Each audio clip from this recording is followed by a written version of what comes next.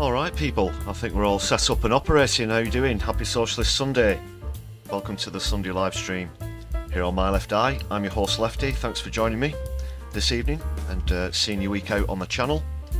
Andy Carter, thanks a lot for the gifted membership, straight in there. Yeah, looks like that's resolved itself. Had a few problems in the week on Wednesday. For anybody else who was with us who bought gifted memberships, if it looked like there might be a problem, some of the memberships weren't appearing in the chat properly, please do check your accounts to make sure you've been reimbursed. But thanks a lot for that again, Andy. Hope you're doing okay. Floor Snake, great to see you in the chat as well. And The Truth, how you doing? Free Palestine. Yes, ceasefire begins today. Began this morning at 9:15, I believe, Greenwich Mean Time. I'll be talking about that, plus heaps more. Quite a packed show this evening. Mithril, wonderful to see you as always.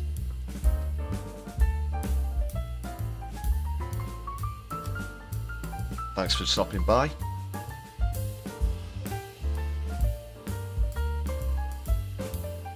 Yeah, so what else is coming up? There was obviously the big Gaza protest in London. There were arrests, including some of the head stewards. We're diving into that. Unfortunately, I couldn't make it down there. I did say on previous streams I was hoping to get down, get a few interviews and such. Unfortunately, it clashed with a couple of other things. Yeah, and it's quite far away from where My Left Eye broadcasts from, down in London. But still lots to talk about what happened. Corbyn's been dragged into this as well. And it's just shocking. The Home Secretary's got a lot to answer for. I hope you're listening, Yvette Cooper. We, the good people of this country, won't stand for this. Absolutely. Guitar Guy, great to see you as well. Thanks for joining us this evening. Odin Allfather, welcome back. Right, let's get you people up in the chat.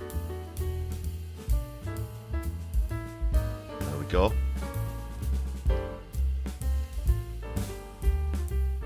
Hopefully that's running nice and smooth.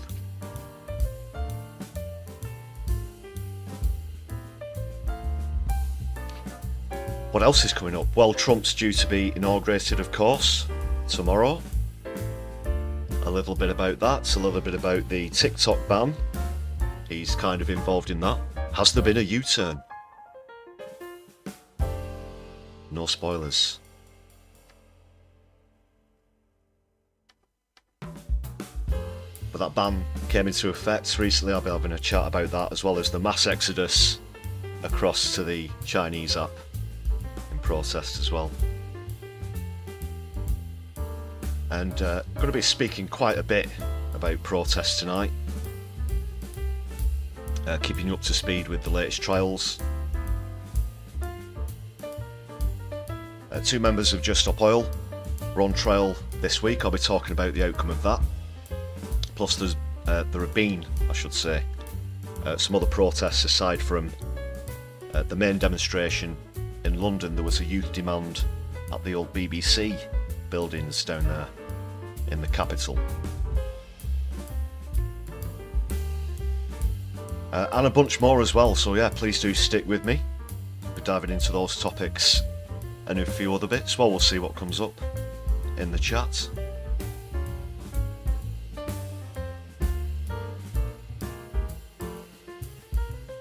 Good question, Mithril, about this ceasefire there. I was considering doing a poll on that, actually, on the stream. But whether Netanyahu might break this ceasefire, yeah, I'll be diving into that as well. I do have my reservations. Of course, we know him by reputation, don't we? When we look at what happened in Lebanon most recently. There are even some unconfirmed reports that there have been exchanges of fire today since the ceasefire came into effect. But I won't go off on a tangent just yet. I'll wait until we get onto that. Articles, clips and stuff to come. I'm going to turn this background music down a bit. Keep it down, people. That's the people in the band, not you, viewers.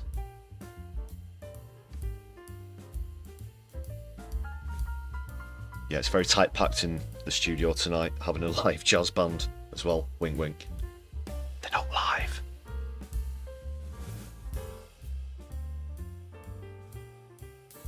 Right, oh, I've not even finished making my cup of tea.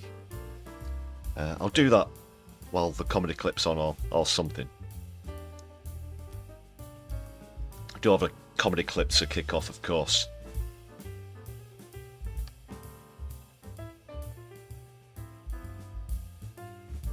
A bit of self-promotion first though, bit of shilling. I'll get my stall out. Please do make sure that you've hit thumbs up on tonight's stream. Give us a share across your social media. Hit the notification bell as well, so you don't miss out on any new content or streams. And if you want to help support the channel, one of the best ways you can do that is with a membership. Just going to take the chat down for a sec while I put up this newly updated list of members. Thanks a lot to those of you, as always, who've gifted memberships to other viewers lately. Even despite technical problems as we had on Wednesday. And thanks to Andy for that gifted membership on tonight's stream. It's just 99 pence if you want to join this list of fantastic supporters here on My Left Eye. And well worth every penny. Lots of perks for you to enjoy. Check out the perks.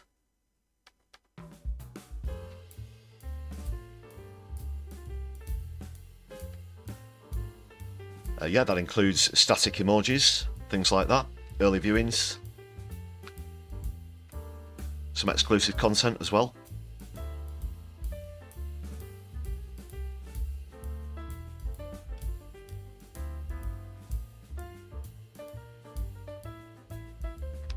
Yeah, wanted to give a shout out to everyone for your recent comments on the videos as well. Thanks a lot for your feedback there. It's all been good. Get the odd troll now and then.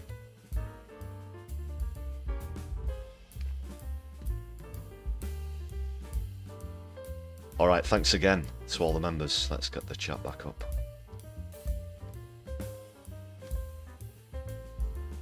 There you are.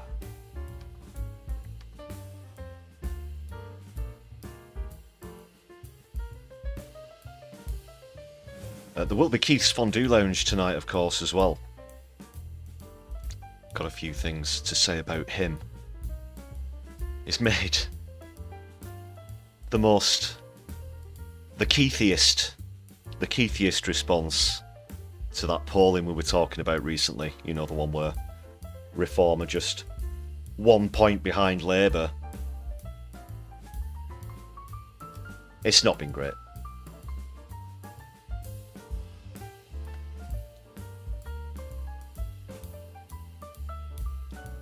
And yeah, speaking of the static emojis, thanks for throwing a few of those up in the chat. We've got Keith there himself and the Free Palestine flags.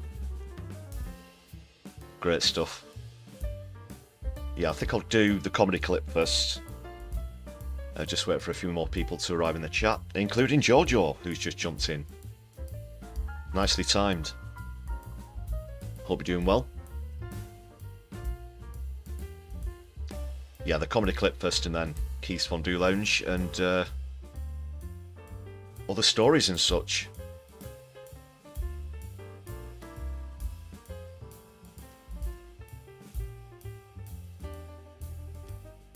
And that'll give me a chance to just top up my drink as well.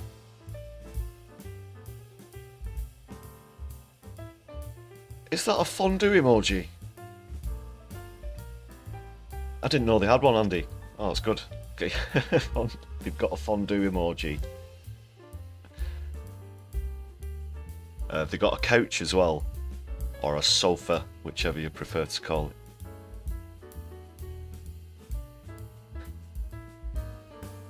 it. To represent the lounge, of course. Let me try that. I'm going to try that myself. I Didn't even know they had a fondue. This is quality streaming, people. This is Entertainment Central. Thanks for joining me tonight on the stream.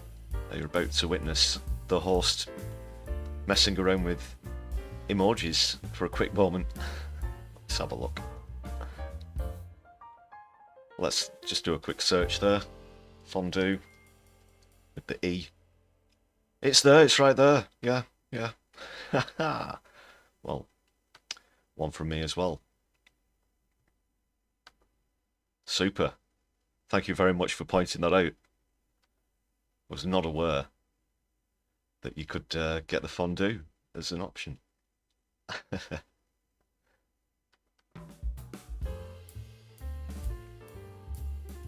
What a fantastic dedicated following we have here on my left eye.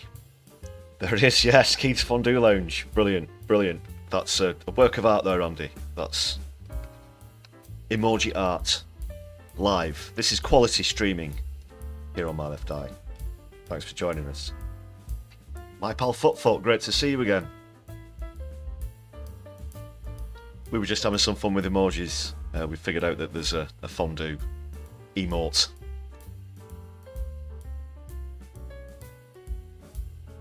You had a tipsy turn left yesterday. Did you really? Was that on a live stream, Andy? Do you mean the audience was tipsy or they were tipsy? Curtis and the gang. That'd be interesting.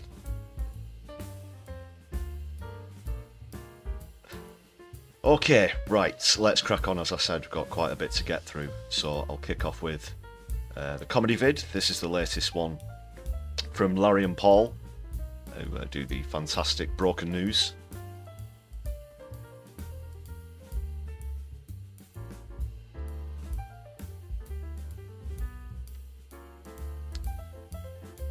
And they're calling out the gammons in this one. It's a really good vid if you've not seen it already, so please do check out Broken News, Larry and Paul. Just kill the band.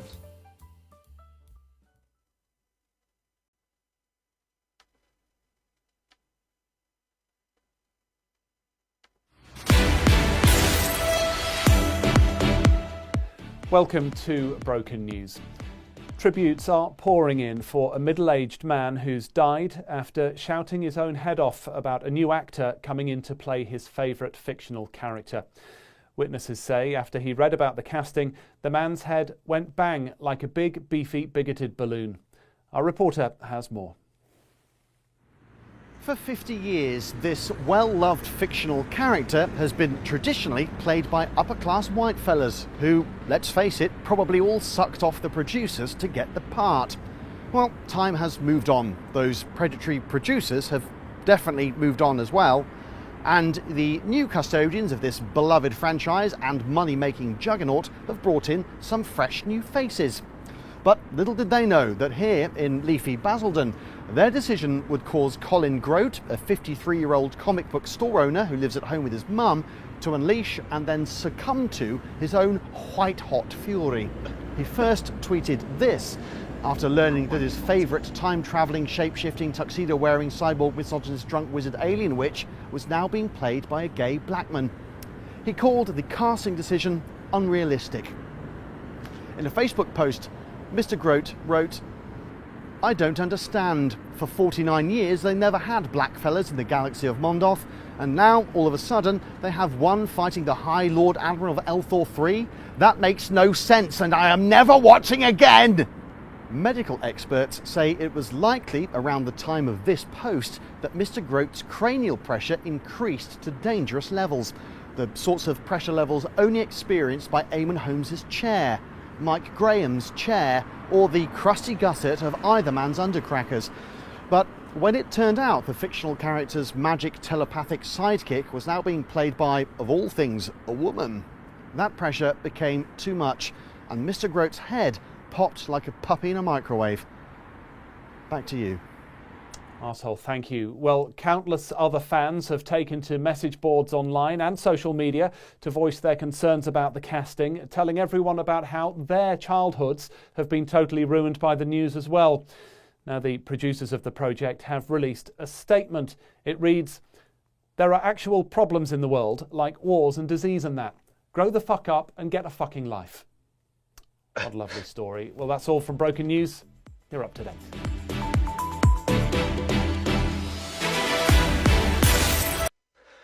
Broken news. Do follow Larry and Paul there on YouTube. Great stuff. Great stuff. I'm sure we can all relate to that. A few references, I think, to Doctor Who and a few other franchises in there. Okay, strike up the band.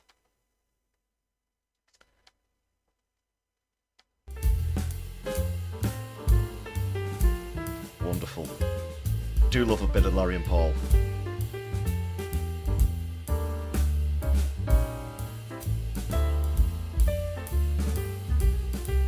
Right, I must check out this Turn Left live stream. It sounds like a gas. Was that the latest one? I do have to catch up with a few live streams and stuff on YouTube. I'm a little behind on No Justice as well. But I will, of course, endeavour to check that out. Thanks for the recommendation.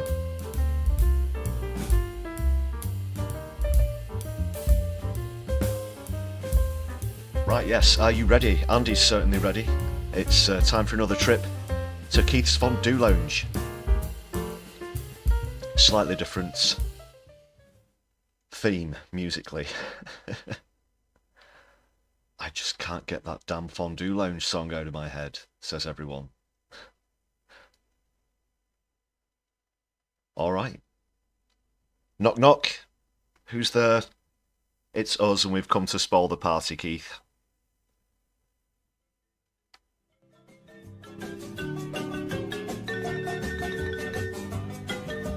Here we are once again.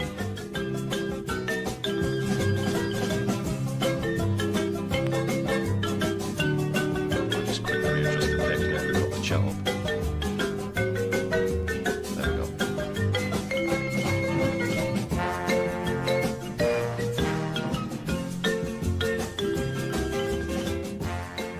So, here we are once again in the lounge. I'm sure Keith's happy that the sausages are being released as we speak. Well, a few of them at least. I'll be talking about that plus the whole ceasefire later. But let's just stick with Keith specifically. A couple of bits to bring up.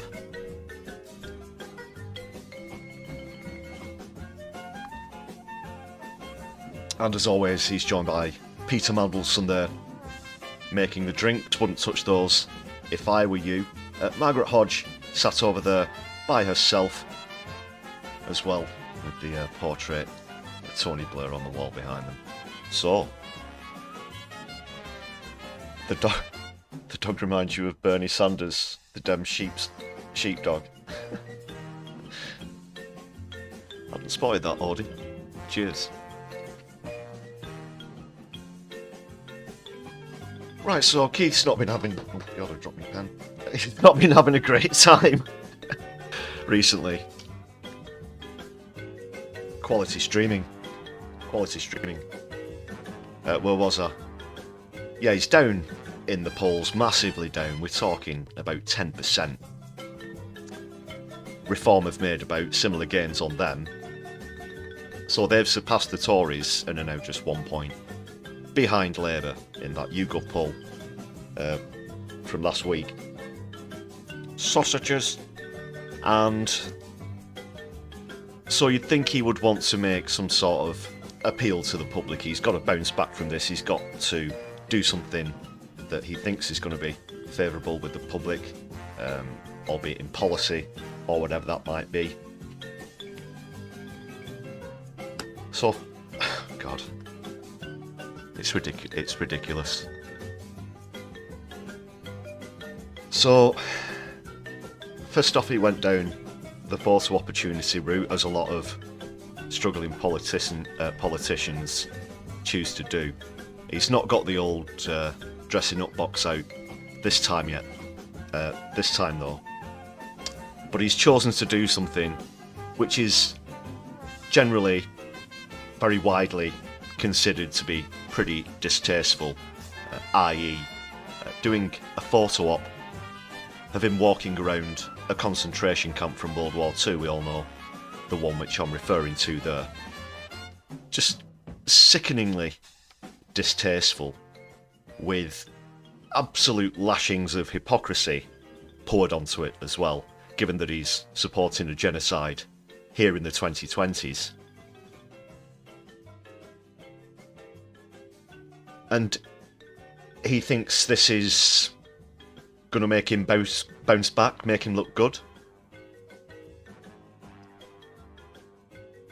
That's just in such bad taste, I don't even know where to begin. So it was himself and his wife walking through the camp, and I saw some of the footage of it. I'm not going to play it here because it makes my piss boil. Could get a bit ranty on tonight's stream. Definitely a high risk of it getting a bit ranty. So that was the first thing. That was the first thing he chose to do earlier on in the week. And then I thought, well, he's got to back this up with some kind of amazing policy announcement that, in tandem with this photo opportunity faux pas, will send him soaring back up in the polls and bat away reform. I can't even believe that we're having these discussions about reform being so close this quickly into the government, by the way. We all knew that the door had been opened for the far right by the neoliberals. Too distracted with getting rid of actual people on the left, actual socialists, to be bothered with fending off the far right. So what's the policy? What's he come up with?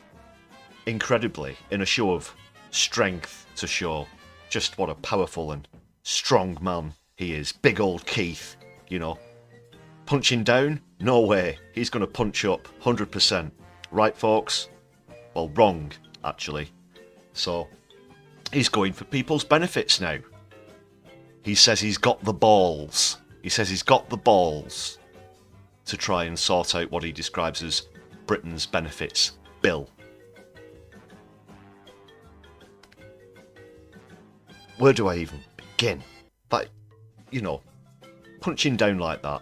You've got the balls to kick a beggar, have you? We're talking about people who are unemployed. We're talking about people who are impaired. We're talking about the disabled. We're talking about people who don't work because they physically can't work. He's very happy to attack the defenceless, because that's the kind of fella he is. Shameful. Something that isn't shameful, though, is celebrating 7 months of membership, as Andy Carter is doing. Thanks a lot. It's been great to have you for those 7 months, Andy. Thanks for your continued support on the channel, as always, as well.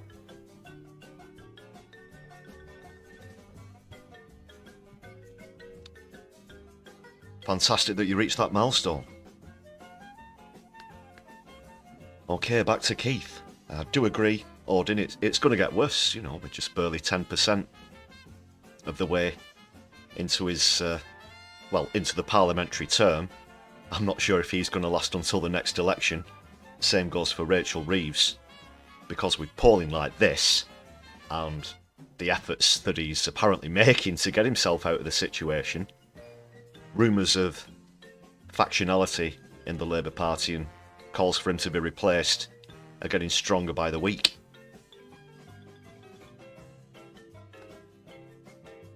And there's plenty of careerists, you know. There's plenty of careerists. They're in Labour.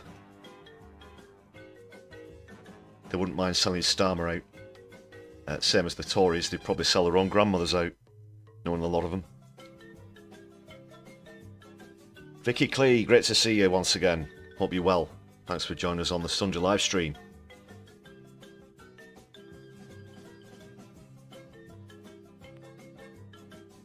So this is terrible. And the thing is, at the moment, all of the people who backed Starmer right up until the election, they thought as soon as he was going to get in, he'd go further to the left. He's playing this 3D chess, 4D chess, 5D chess, 100D chess. Whatever it is that they say he's doing, it's clear as day that that's not the case. He is just the Tory in disguise that we all said he was. The Tory in the red rosette. Mr. Establishment. Sir Keith Rodney Harmer. Starver.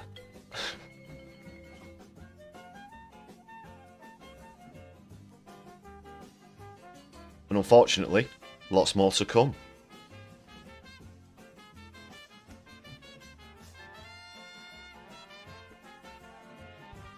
We told you, we said this would happen. Now here we are. So we'll wait with bated breath for the next poll to come out. It'll be interesting to see if there's been any change in movement. But after those two examples, I doubt it.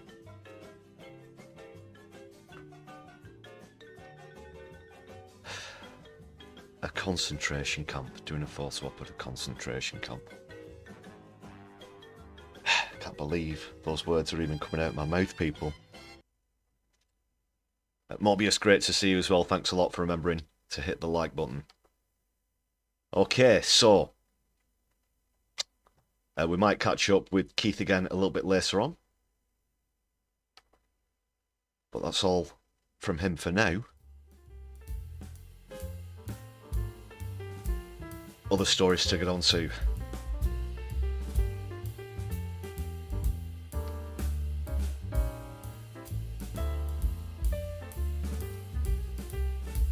Let's begin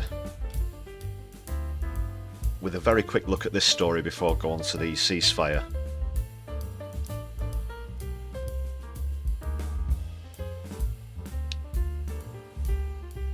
You're probably already aware that this has happened. Just wanted to throw my 2 cents your way. And again, dystopian times. Very dystopian times. And more evidence of that, as well as what we were just saying about Keith.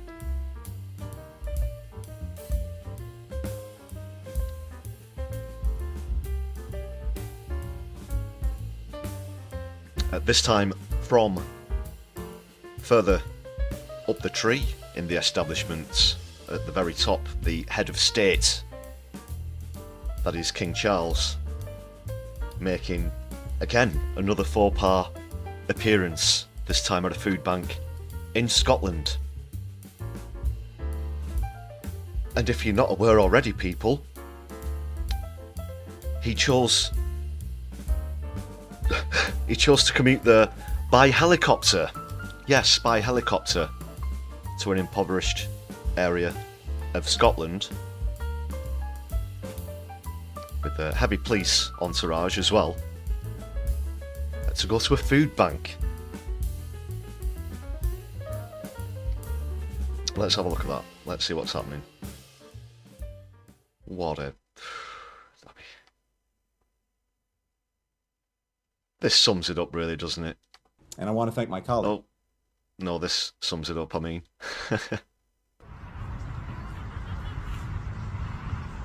So it's an 11-minute... It's an 11-minute helicopter ride. This is the man who bangs on about doing things for climate breakdown as well. He takes 11-minute helicopter rides for a publicity stunt at a food bank, which I believe was also attended by Turkish and Syrian refugees. I can't believe there are actually people... Just go back slightly. I can't believe there are actually people clapping him there. You know, that's your money. He bought the helicopter with your money, and you're at a food bank, and they're clapping him. Talk about Stockholm Syndrome. But there were a couple of people clapping him. It's obviously not rapturous applause.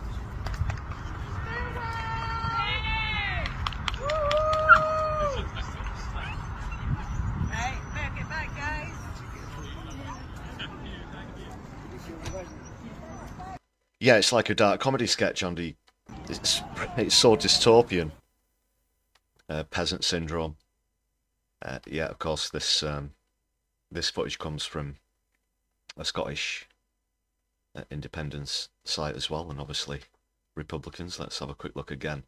Another thing I want to point out as well, because it's just a short step, just a few short steps, I should say, from this footpath you can see, which is going horizontally as we look at it, and you can see that they've set up these blue sort of crash mats, or whatever they are, gymnasium crash mats, to make sure that his shoes don't touch, you know, the slightly damp grass for the 5 or 6 steps that he'd take to get towards the helicopter. But no, oh no, people, heaven forfend that his feet might touch the slightly wet grass on those half a dozen steps, if that. I don't want to get my shoes wet, so you better get the crash mats out.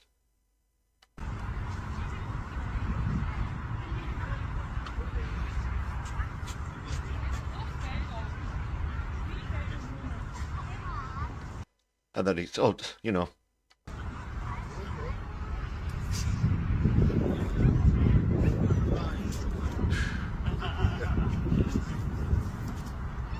Almost lost for words. Yeah, bye. See ya, suckers. My goodness. My goodness.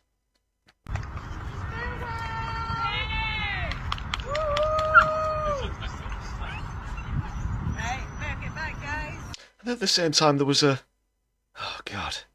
There was a guy posted on Twitter, I believe it was, and Prince William was doing a photo op at a Wetherspoons or something, and this guy said, yeah, I sat down and had a pint with him. He bought me a drink, and he seemed really down-to-earth, like a really down-to-earth fella. It's like, who are you trying to kid? If you want to know what these people are like, then this is it. This sums it up right here.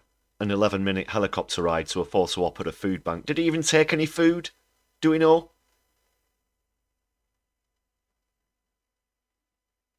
Did he make any sort of financial donation? Or any food? Or anything? Or did he just want to have his picture taken with some Turkish and Syrian refugees and then get back on the helicopter and piss off to Balmoral? And the helicopter is very clean. You're quite right, Ligala DeVille. Thanks for joining us on the stream tonight. Sick. And Doc Davies, great to see you too. No, it's not miking either. Just wanted to throw my 2 cents in on that, people. Looks like you're not too impressed either. He might have used all of his surplus wine and cheese to fuel the chopper.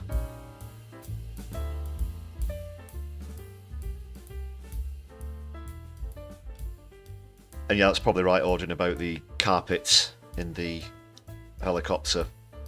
That's why they have those gym crash mats out. This is a guy who gets his shoes broken in for him and has someone put the toothpaste on his toothbrush. Yes. He took a can of soup, Doc. Yeah, probably just one can of soup. Like the cheapest supermarket imitation soup, whatever, as well.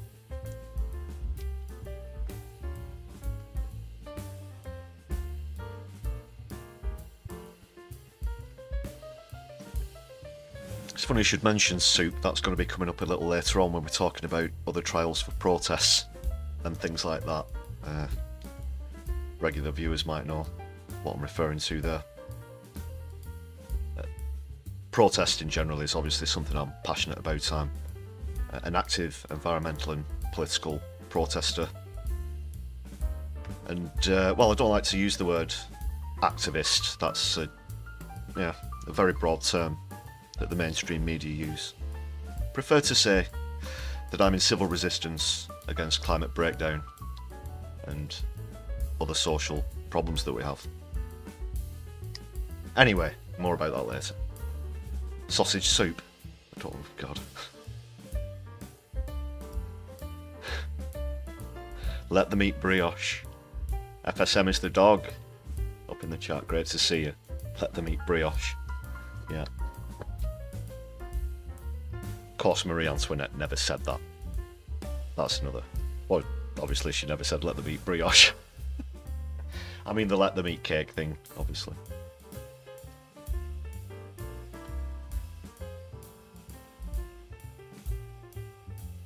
Still stuck with that monarchy at the moment. But let's move on.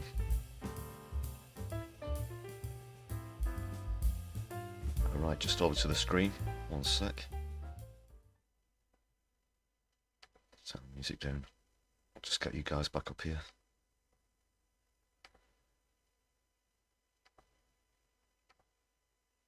There you are.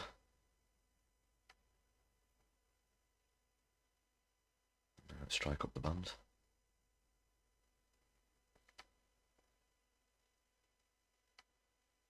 A few articles to go into and stuff now. What's happening? There we go.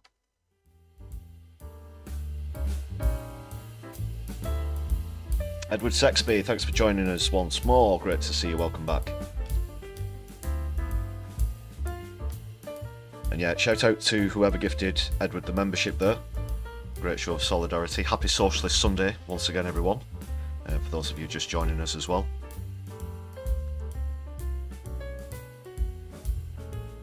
Have you all hit the thumbs up button on the stream? Hope you have. Right, let's get into a few updates on the Gaza ceasefire. I want to talk about the mainstream media representation of this. Of course, we're seeing a lot more of what's to be expected, i.e. bias towards Israel.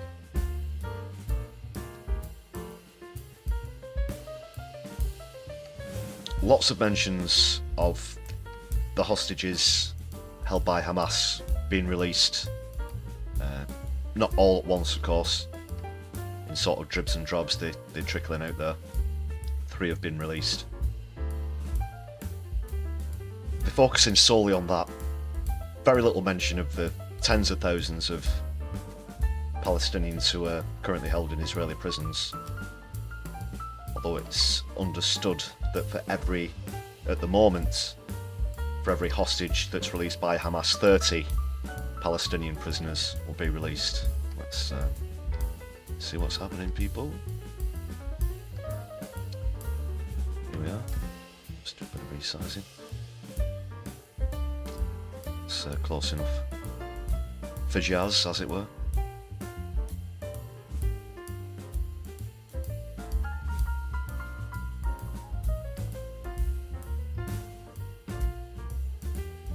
Now, of course, I do condemn the hostage taking, but on the scale of things, the mainstream media want you to care a hell of a lot more for around 100 people that are still alive than 100,000 people that have probably been killed in this occupation and collective punishment, since October 2023.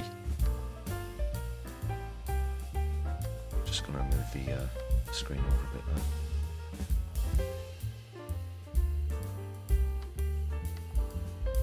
So 3 hostages were just released, and Gazans are beginning to return to their homes, where there's somewhere in the order of 50 million tons of rubble. The numbers are pretty staggering, absolutely staggering.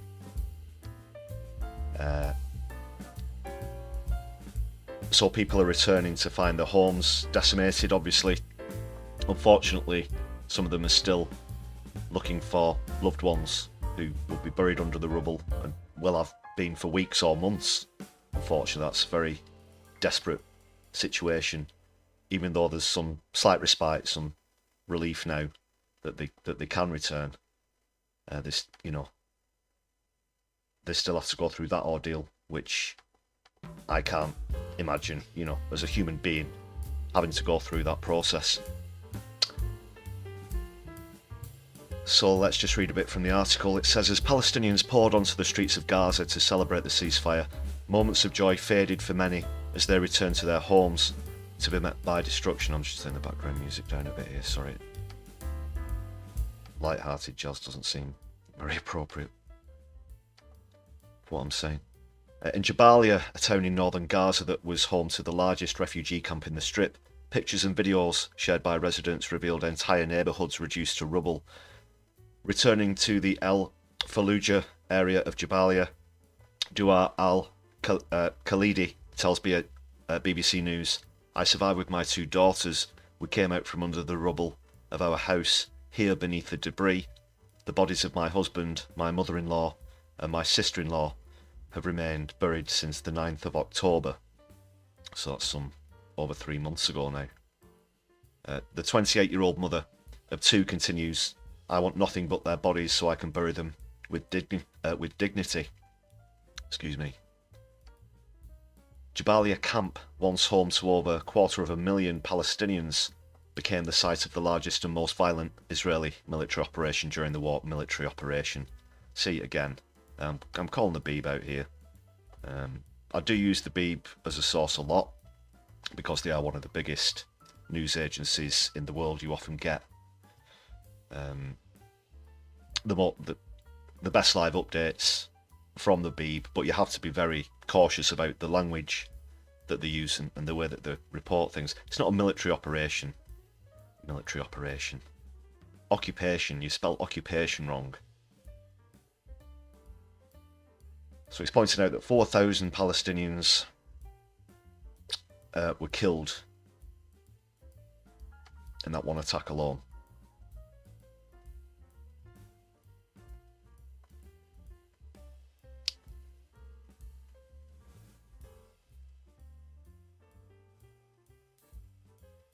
And like I said, just pouring over the hostages, but very little mention of those being released from Israeli prisons. Because the BBC don't really want you to talk about that as much as they do this. On the balance of things, of course, there are vastly more Palestinians being held by Israel than there are being held by Hamas.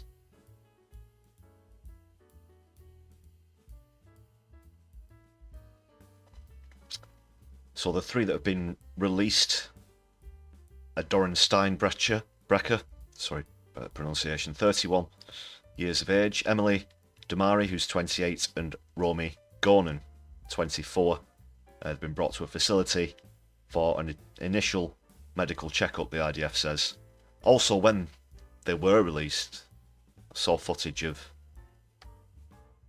Hamas pulling in pickup trucks, quite a large convoy of them in full regalia for the exchange. These are the people that Benjamin Netanyahu claimed to have wiped out, by the way, that they didn't exist anymore. Far from it. And if anything, in the lead up to the ceasefire, recruitment was increasing. Obviously, that's what happens when you impose a collective punishment on a people. They won't just sit down and take it. That's how you encourage them to get involved with resistance groups, because there's nothing standing between themselves and the oncoming wave of death and slaughter that the IDF bring, other than the option of getting involved in resistance. So that's the way it goes. It's a sociological fact. We've seen it so many times through history. Some people might call that radicalization or pushing people towards extremism, especially the young. But you imagine that you might even only be a teenager. Let's say you're a 14, 15-year-old lad, and you've seen your parents killed, your siblings killed, aunties, uncles, grandchildren, this kind of thing. You're being moved from so-called safe zone to safe zone, but still under continued bombardment. When you look at what these people have to go through on a daily basis, it's pretty much the only choice that they have.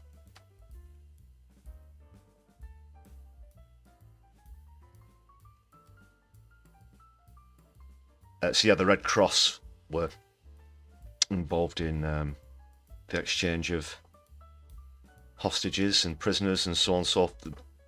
Well, that language again is very telling as well, because I would consider all of those Palestinians in Israeli prisons to be hostages themselves, which is how they should be described, the same way that the hostages that Hamas are holding are.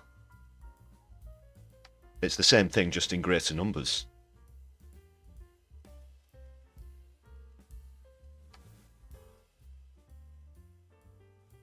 And let's see what you're saying in the chat about this, people.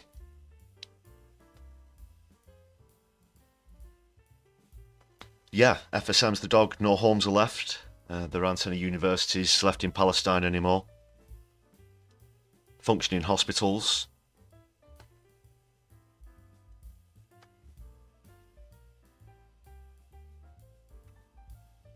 It's going to take a very long time to rebuild. This is, again, just scrolling more about the hostages. They're absolutely poring over this. I don't want to sound cruel or mean in any way in saying that I don't have nearly as much sympathy for those people as the 100,000 Gazans who are no longer with us.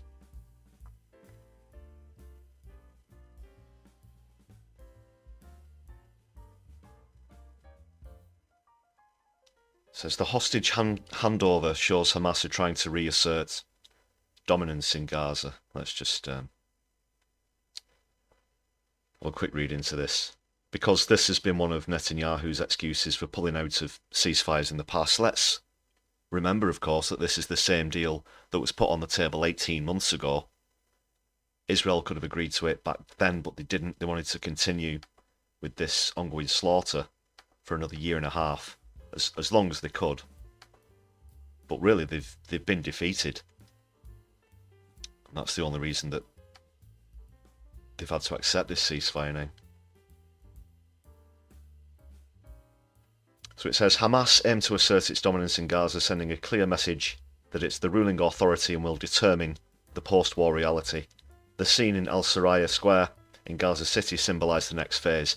It served as an internal message to opposition groups in Gaza who have voiced anger over the widespread destruction of homes and infrastructure. The display of weapons was meant to rally supporters while warning opponents of the potential consequences of challenging Hamas's rule. It was also a message to Hamas's long-standing rival, the Fatah movement, which has plans to re-enter Gaza through border crossings or reconstruction efforts. Gaza remains firmly under Hamas's control. This scene reveals only half the truth. Excuse me. The other half is captured in hundreds of videos and photos shared by Gazans showing the widespread destruction that has devastated large parts of their towns, villages and cities. We've seen many times the before and after pictures. They're devastating, and there were comparisons made during the LA wildfires, of course, to the scenes in Gaza. The term, well, referring to Los Angeles, someone was saying it looked like an atomic bomb had hit it. Could say exactly the same thing for Gaza. Total destruction. Oh, yes, of course, it's Biden's last day in office. If you've not seen the video that came out over the weekend, please do check it out. He did make a bit of a slip-up in an interview and admit that he's been funding war crimes for some time now. few typical Biden slip-ups in there as well. He couldn't remember. He couldn't remember October the 7th. Anyway. 9/11. Which one is it? Yeah.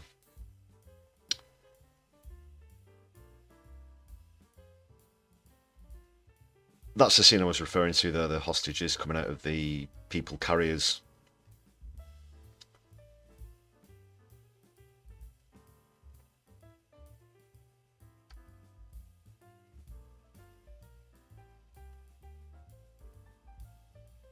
So that's the latest. We'll have to see if this lasts. I do have my reservations. Very strong reservations, especially where Netanyahu's concerned. It's even said today that he believes he's got the right, these are his words, not mine. He believes he's got the right to resume the war anytime he chooses. So there's either going to be lies about Hamas attacks, there are going to be potential false flag operations to try and make it look as though Hamas has made an attack, and then he's going to act as though it's fair game, that he can just go back to the indiscriminate shelling and everything else that we've seen.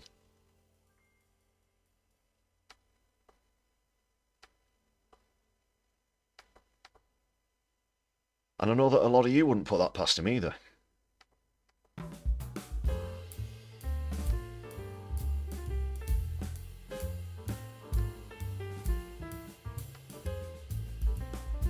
Because that's just exactly the same as what he did in Lebanon. And he even goes so far as to, I wouldn't put it past him to preemptively attack, and he'll claim some kind of intelligence or whatnot. It'll be absolute bullshit, of course. He'll claim to have some sort of intelligence that Hamas was preparing for an attack, which he thinks will give him the right again to break the Fourth Geneva Convention, as he's done so many times thus far in the last 15 months.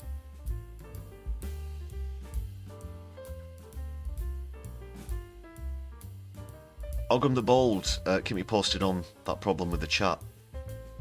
Block your comment from top chat.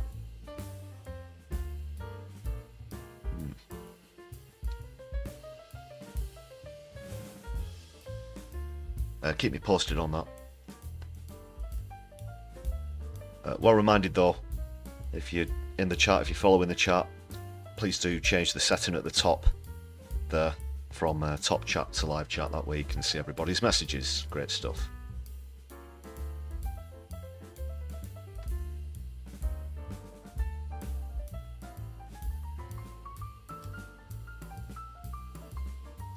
So let's see what you're thinking there, people.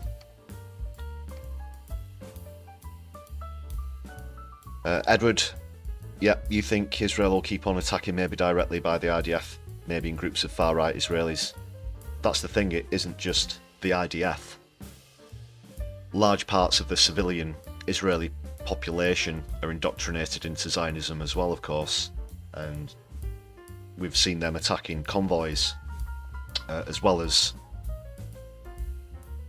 Palestinians' houses in the past as well. Things such as this, so it's not just the IDF to look out for. There are these other extremists, far-right, racist groups in Israel. Hard-right, fascist, Zionist groups is the best way I can describe them on the political spectrum.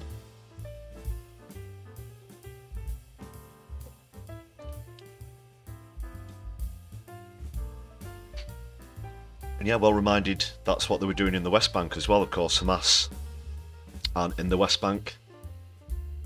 Netanyahu's excuse of trying to root out Hamas, that doesn't wash either. None of the hostages that were taken on October the 7th being held in the West Bank either.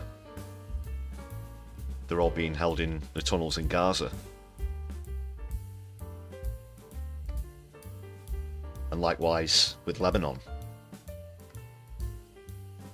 Oh, while we're on the subject as well, Israel have owned up as if, oh, shock, don't, fall out of your seats when you find out that they did actually back up the Syrian rebels in the recent coup that we saw, the overthrowing of Assad in Syria. We all knew that at the time, but now they've actually owned up to it, which is actually quite a rare thing for Israel. They only tend to do that where they see it as gloating, you see. That's the problem.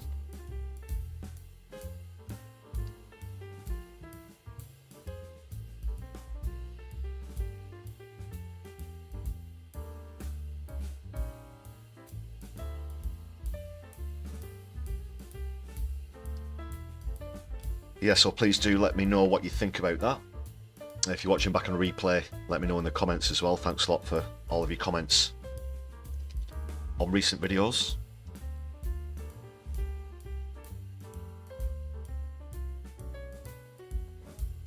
I had a funny one from a troll actually on the James Woods video, you know, about his house burning down. Whoever it was that posted neglected to notice that I'd posted the correction video, and they're either some sort of Zionist or James Woods super fan or something, but tried to accuse me of making things up, even though I was just reporting the news as it was reported at the time. If anything, the onus is on CNN, or possibly even James Woods himself. That's interesting, but yeah. Before you're going to try and troll me in the comments, please do make sure that I've not done any official corrections, at the risk of embarrassing yourself.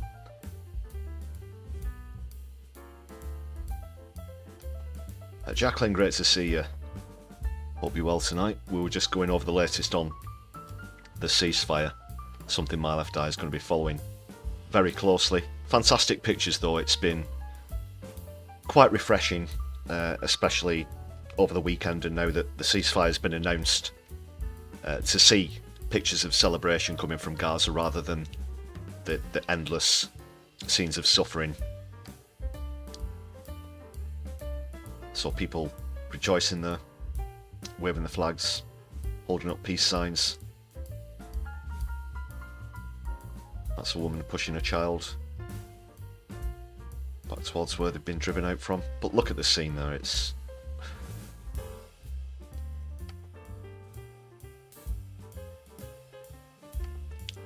Let's just zoom in a bit there. Zoom and enhance.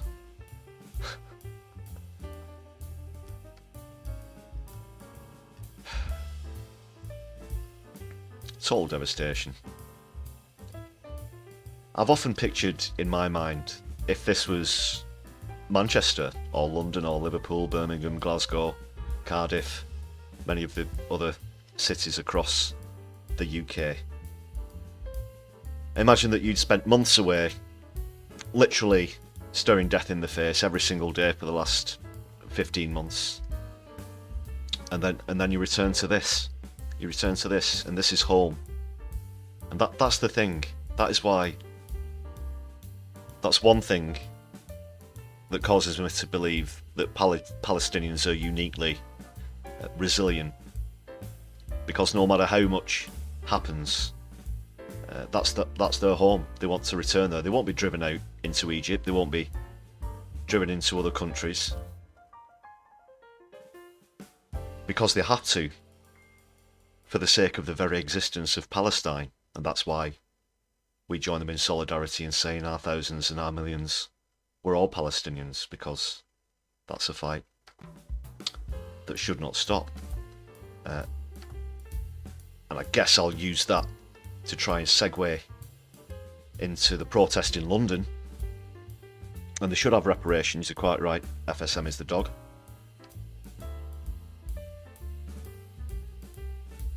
It should be America who are paying, America and Israel should pay the cost. So I've got a few clips here from the demo in London. This is, again, dystopian. And Yvette Cooper's got a lot to answer for, as do the Metropolitan Police.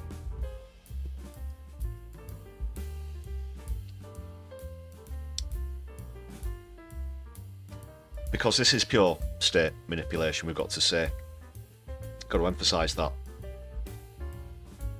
People have a legitimate right to protest, The Tories didn't like that. They began to introduce legislation against protest, and now Starmer's carrying that on.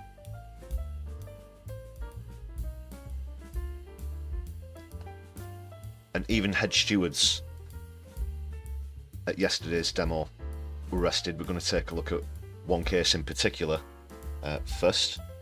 Jeremy Corbyn was also arrested and questioned under police caution.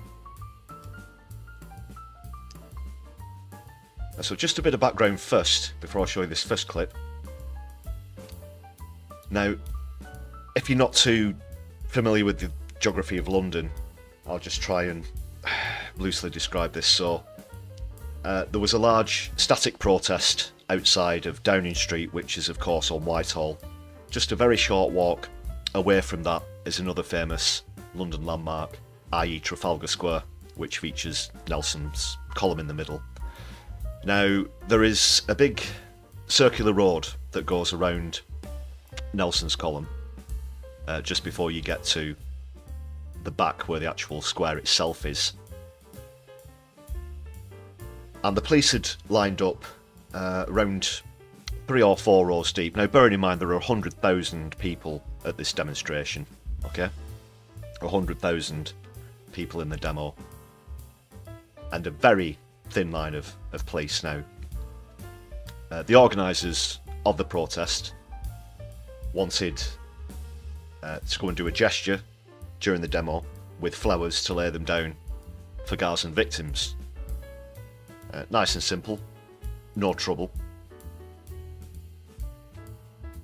Amongst the people who are in the front line of this, you're talking about people like Jeremy Corbyn, as I mentioned, who's, 75 years of age. People like John McDonnell, he's in his 70s as well.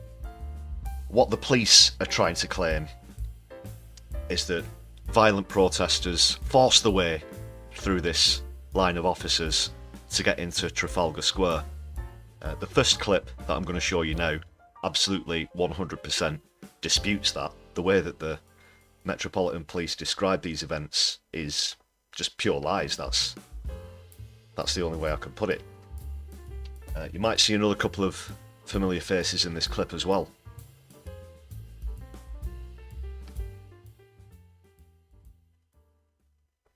Alright, just turn the music down.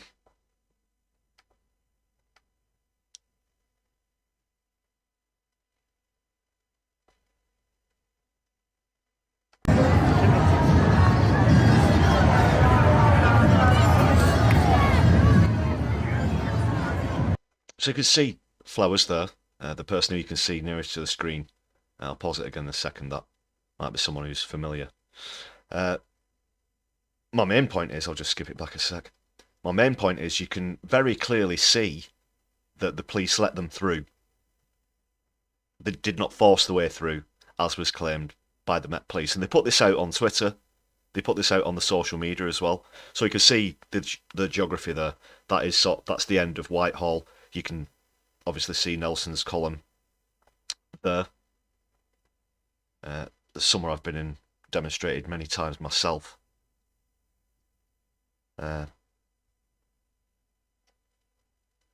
So there's no way that the protesters were being violent or forcing their way through in any manner whatsoever. Check this out. They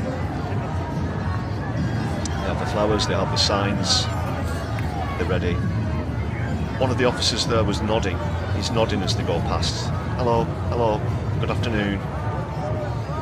Good afternoon. So there, that's Deputy Leader of the Green Party, Zach Polanski.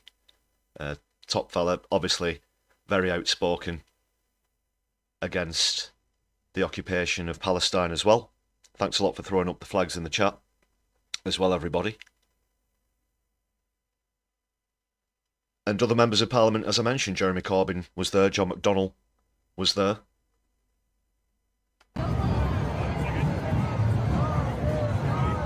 Very peaceful, nothing untoward about it. This happens very often during protests. I've stewarded demonstrations that go up to and around Trafalgar Square. I've also done sit-down demonstrations and things like this on this very road as well. It's not uncommon that Trafalgar Square should be held up on a Saturday, especially when you got a protest of such massive numbers. 100,000.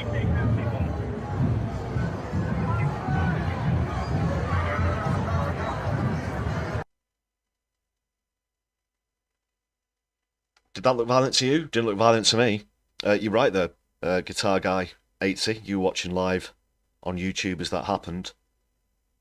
And the protesters were just protesting, nothing else. So then why was Chris Nineham arrested in this fashion just a short time later? So this is one of the head stewards at the protest.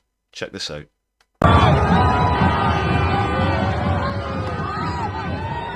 That's violent. If I could quote from a famous film, come and see the violence inherent in the system. Come and see the violence inherent in the system.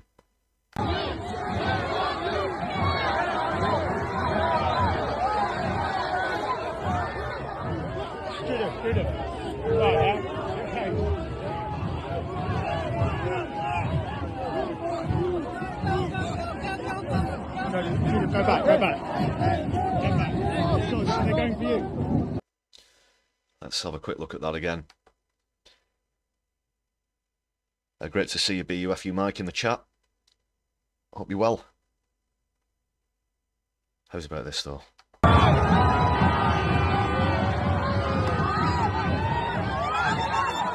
It's disgusting, isn't it?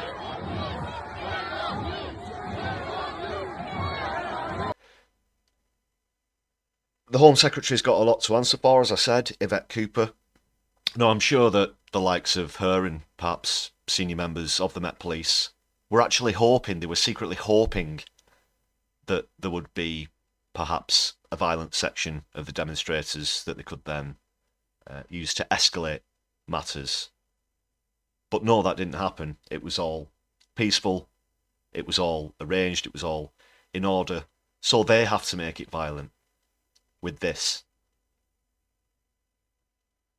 And if it was supposed to be a show of strength from the Home Secretary, then it's extremely backfired.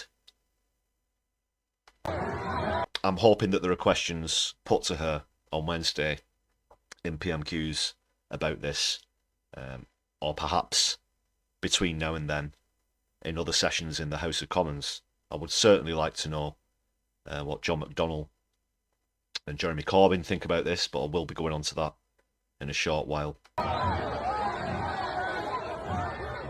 How many police does it take to arrest one man? And look at that, another lady was injured there on the floor. There were actually, overall, hundreds of people who were arrested. I've just missed some gifted memberships earlier, sorry. I want to give a quick shout out to Chris. Thanks a lot, Octo. Solidarity, brother. Let's just double check that we've got some names there. Yep, looks like they've gone through. Just a bit more cautious about that since the technical problem on Wednesday. There were 77 arrests on the day with a Vicky. I've got another shocking example after this. As I said, Corbyn was arrested as well, but another one. I won't believe it. Pure dystopia. This woman, this poor lady has probably landed on her head when you saw what was going on there.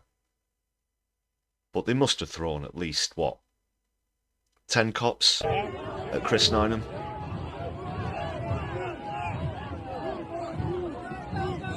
It's hard to make it out in the melee. There's at least 3-4 people on the ground there. Shocking. Shocking. Disgusting. But he's now been released, fortunately. He made this great speech outside of the station when he was released. Let's hear from Chris himself. Obviously, you've seen, is overjoyed to be released from prison, 20 hours held by the Met. He's been charged under the Public Order Act for organising an illegal demonstration, essentially. He's also been bailed with bail conditions which don't allow him to be on any sort of protest whatsoever, which is why I'm speaking rather than him. This has happened a lot before, especially where organisations like Just Stop Oil are concerned, and now it's filtering over into Palestinian protest as well, in terms of bail conditions. Louise Harris was another famous example from JSO. For her bail conditions, she was not allowed within the M25, that is within the boundary of London, within the M25, where she lived and where she worked as a semi-professional musician. Ridiculously dystopian bail conditions. Now let's be absolutely. But sorry, just to quickly interject again, it goes to show how they are trying to interfere with people's legitimate right to protest. They just grab someone out of a crowd, arrest them, put it in the bail conditions that they can't go to any protests, and as far as the Home Secretary, the courts, the police are concerned, this just takes them out of the game. Despicable tactics, ladies and gentlemen, brothers and sisters. Absolutely clear. This is a first rank. How could bail conditions excluding you from your own home be legal? Good point, Vicky. Sorry, I will continue with the clip. Another one I just wanted to quickly mention. We'll be coming on to talking about the aforementioned soup throwing as well, when I talk about Phoebe Plummer's case with Jane from Just Stop Oil. Just very quickly, when Phoebe and Anna, who she took part in the soup protest with, were bailed, I don't understand. These are, dear friends of mine I'm talking about. They were actually told, the the prosecution were trying to argue that they shouldn't be allowed to carry soup, and obviously the same defence is that you can't bar someone from having food. That just shouldn't be allowed. So I'm perfectly aware of the lengths that prosecutors are prepared to go to and how draconian they can try to be sometimes. Sorry, I'll just play through now without interruption. All-out assault on the right to free assembly, on the right to free speech. It is unprecedented in modern times in British history. It is unprecedented for the police to arrest a senior officer of a major protest organisation in this country, and to combine that with a sweep of hundreds of activists who've been taken into custody, and some of them already charged with similar offences. Shameful. Utterly shameful. Now, as I said before, obviously I'm an active protester, demonstrator. I'm in civil resistance myself, and I have been, obviously I've been arrested at protests as well as other things, but I've also been arrested. I've been arrested outside Downing Street. I don't talk too much about it here on the channel. Bearing in mind, I'm obviously not doing this in any official capacity as JSO spokes or anything like that. I'm just describing my experiences to you. But I have been arrested outside Downing Street while I was filming a protest. Just filming a protest was one of the times I've been arrested. I've also been arrested on other actions as well. I've nearly been arrested on Trafalgar Square again myself. The day after I'd done an action and been released from a protest, I went out to film another one in Trafalgar Square, and I was detained while they checked my bail conditions and such.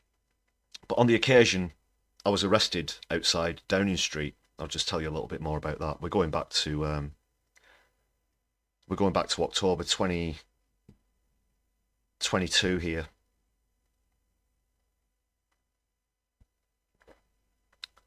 And initially, a PSCO came over and told the arresting officer that I was just filming, that's all I'd been doing all of the sort of period of time. I've been there for hours during the afternoon.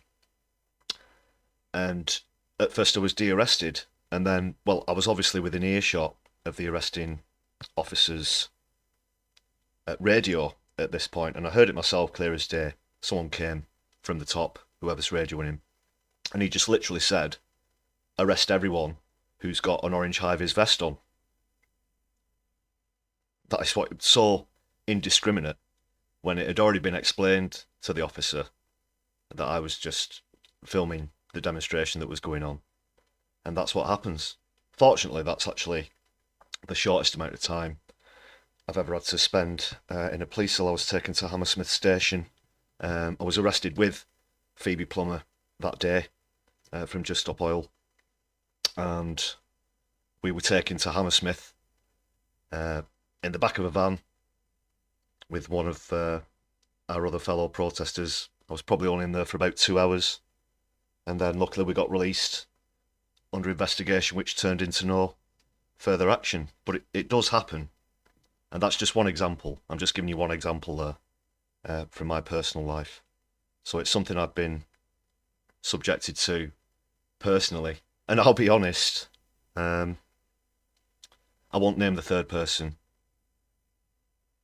but myself and Fit, we were more or less having a bit of a laugh about it in the back of the police carrier when we'd been taken to the station. We couldn't believe it.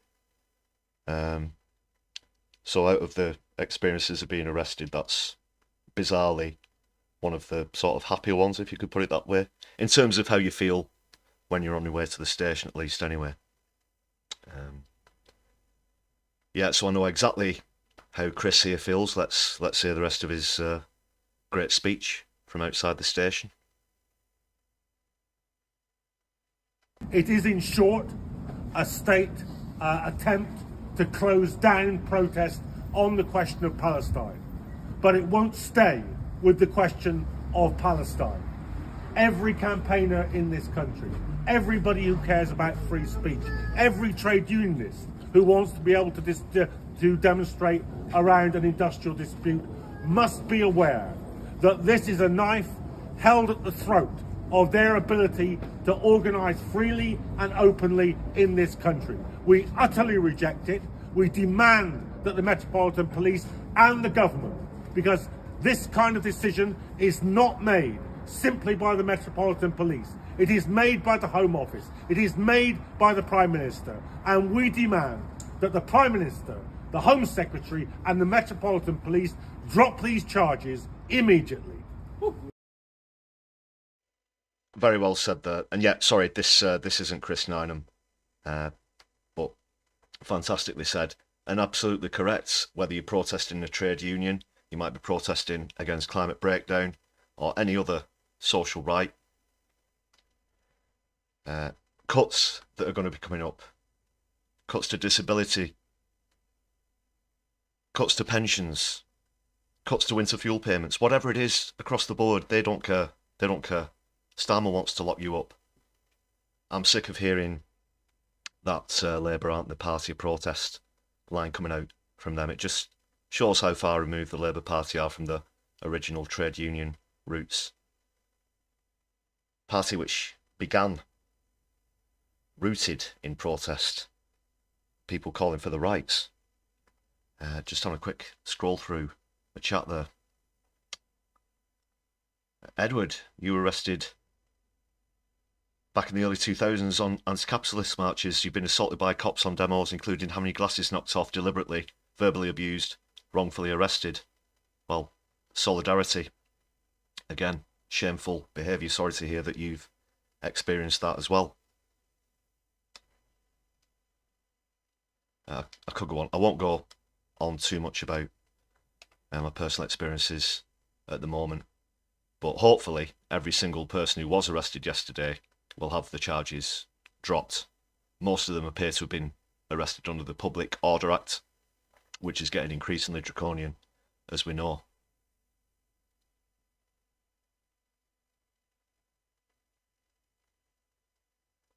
I've got another example here. Well, even more shocking. if I dare say so myself. Just making sure the chat's coming through smooth there. Yep. So this lady is pregnant. This lady is pregnant, and she was grabbed out of the crowd and dragged away and arrested and detained. No words.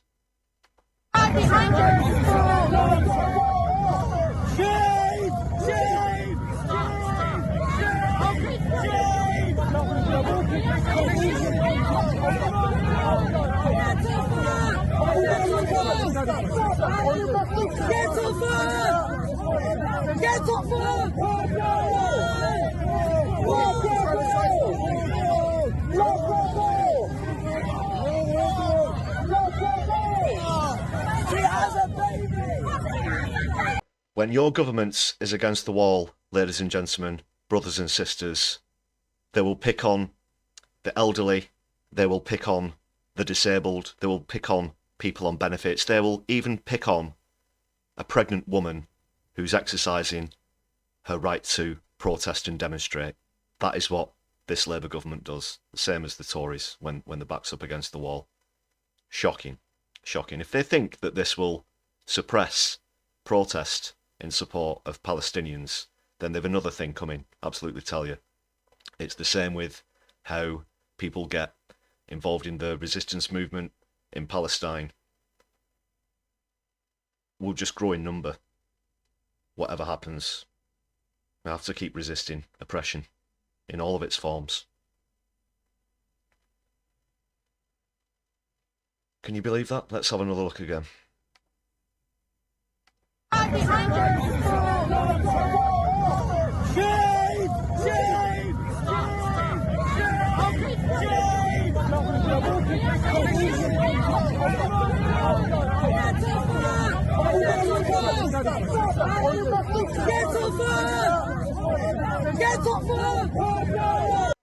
had to listen carefully there. She's saying get off her. I thought she was saying get to fuck. At one point, no, she's saying get off her, and obviously cries coming from the crowd, shouting let her go.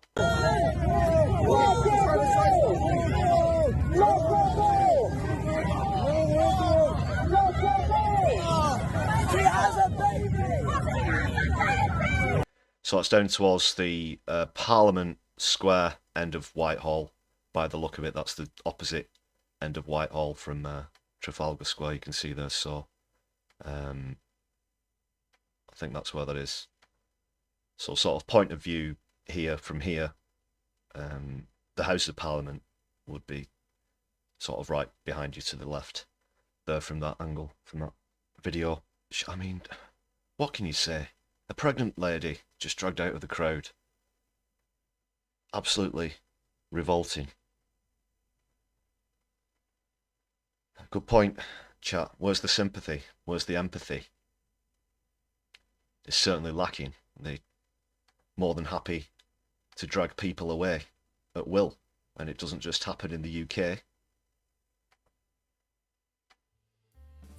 We've seen that this week in the States as well. Gonna have a look back on something I've already mentioned in previous videos and live stream, but I've been given a new perspective on things, a new point of view. So I just quickly want to go back over the incidents from that press conference shortly after the ceasefire was announced, and Anthony Blinken hosted a press conference. The fantastic Sam Husseini and Max Blumenthal were both removed from the building on separate occasions. There were other demonstrations that took place throughout that sort of session as well. Both manhandled out of the building for asking legitimate questions about the United States' complicity in illegal war crimes. So I'm going to show another clip from Sam Husseini's ejection now, and this has been wonderfully put together. There are lots of separate clips out there of the incident, and I did a video on the channel myself. I can see there's not much love for the Met Police, just as I'm saying this in the chat as well. But as I was saying, it's been strung together, so you've got a sort of full perspective of the incident and the conversation. I'll take a look at that, and then Max Blumenthal, who is Jewish himself and calls out Blinken for what Israel have done to tarnish the reputation of people in his community, and he's absolutely disgusted that people like Netanyahu and Israel are trying to associate his faith with, again, such unspeakable acts. Let's dive into Sam Husseini first. You do have to tip your cap to this level of journalism.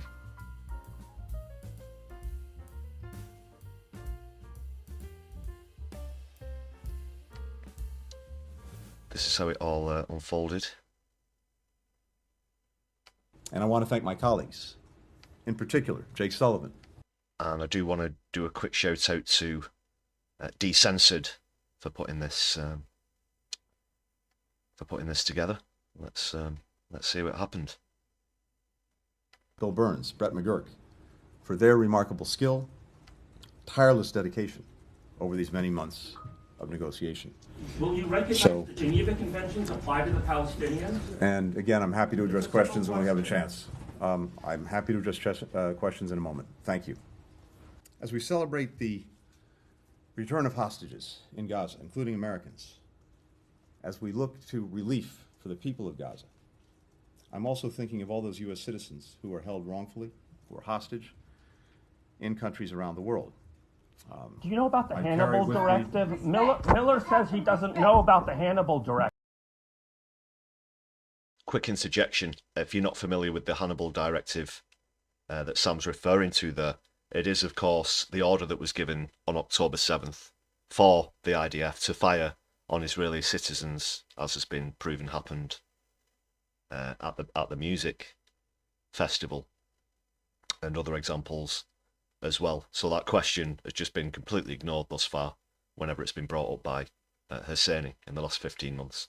That's just a quick explanation about that direct. Do you know about the Hannibal Directive? Again, I'm happy to address questions. No, I want him Just to a answer few my more questions. minutes. I look forward to answering He's going to questions. speak for an Thank you. hour. Okay, well, we'll let him speak. We're here for him. Thank you. He Thank you. gets to make lots of speeches. Thank you. Let him answer some questions. Let him answer some questions instead of making another speech every Sir, day. would you like to be escorted out? Go away. You don't have the responsibility to tell me where to go. Do you want to be? You can see that douchebag press secretary ordering Sam to be removed there. So that just shows who's responsible for that. Escorted out or not? I want him to Thank you. answer Okay, questions. then let's be quiet. I'm I a look forward to journalist. answering questions in a minute. I'm a Thank journalist. you. I'm not a potted plant. Everyone will have an opportunity to ask questions in just a minute. Thank you. Miller has explicitly told me he will not answer my questions. I'm justified in what I'm doing. I have no greater pleasure in this job than crossing off a list I carry in my pocket. You don't want to The end up names on of the those website. who have been arbitrarily detained and unfairly held hostage, unjustly held hostage, and bringing them home, returning them to their families, returning them to their loved ones. Finally, I Get just your wanted hands to share off this me. morning. Get your hands off me. Get your hands off me. Get your hands off me. Answer a damn question. I look Do you know forward to about the answering Hannibal questions in a few Directive? minutes. Do you know about Israel's nuclear weapons? Everybody from the ICJ. I was sitting here quietly, and now I'm being manhandled by 2 or 3 people. You pontificate about a free press. You pontificate about a free press. You are hurting me. You are hurting me. You are hurting me. I am asking questions after being told by Matt Miller that he will not answer my questions, and so I'm asking Please, questions. sir, respect the process. We'll have an opportunity to take questions in a few minutes. Wasn't the point of the May 31st statement to block the ICJ orders? You blocked the ICJ orders. You Please, sir, respect the process. Thank you. respect the process. Respect this process. Well, everybody from Amnesty International, to the ICJ, saying that Israel's doing genocide and extermination, and you're telling me to respect the process. Criminal! Why aren't you in the Hague? Why aren't you in the Hague? Why aren't you in the Hague?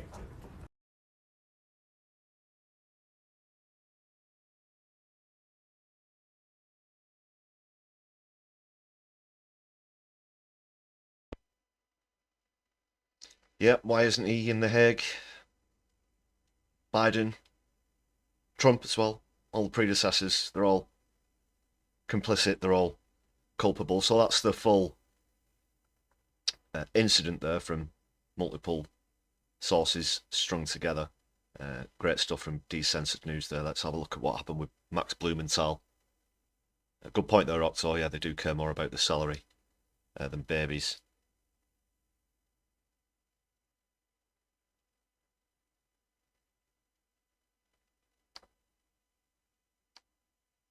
Max Blumenthal now.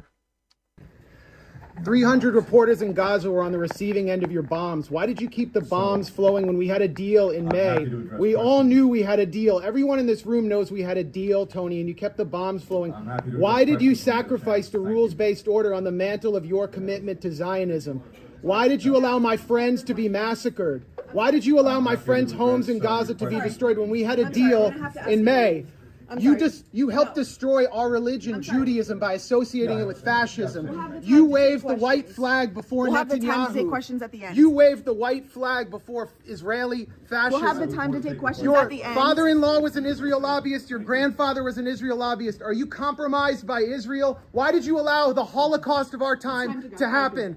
How does it feel to have your legacy be genocide? How does it feel to have your legacy be genocide? You too, Matt. You smirk through the whole thing every day. You smirk through a genocide. Thank you. Did you see that smirk as well at the end? From the same spokes douchebag, I can't remember his name at the moment. Is it Matt something? The one that had Sam Husseini thrown Legacy be genocide. How does it feel to have your legacy be genocide? You too, Matt. There he is. That sickeningly smug smirk, if you'll forgive the alliteration there, that's spread all across his face. What an absolute piece of shit. You smirk through the whole thing every day. You smirk through a genocide. Thank you, thank you, thank you, thank you. Fingers in their ears, head in the sand. Well done, Max Blumenthal. Well done, Sam Husseini. Hopefully they can keep up the same level of journalism when Trump takes office. And speaking of which, that leads me quickly on to the next story. We'll swiftly move on. Matt Miller, Count Smirkula, that's he. Thank you very much, Jacqueline, for the reminder there. CNN's coverage was ludicrous as well. You're quite right there, Vicky. I think when it first started to happen, and I used a clip from CNN in the video on the channel as well, they said, they described him as a shouting man or something like that. They called him, he's a journalist. They know he's a journalist. They know who Sam Husseini is. They know who Max Blumenthal is. But journalists being dragged out of press conferences doesn't look, it's not good optics for the government. So CNN politely decided to water it down and say that a man was removed, as though he was perhaps a random protester who barged in who didn't have a pass to be in the room. Very careful about the language that they choose to report things on, as always.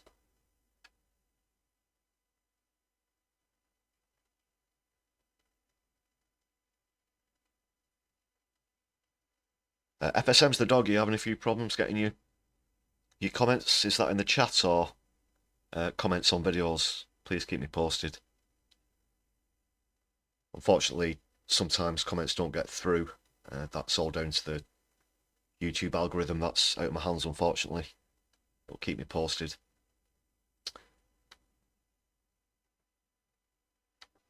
We'll just quickly move on to this story.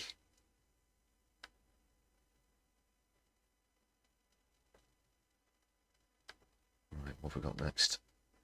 So yeah, Trump's coming in on, well, tomorrow.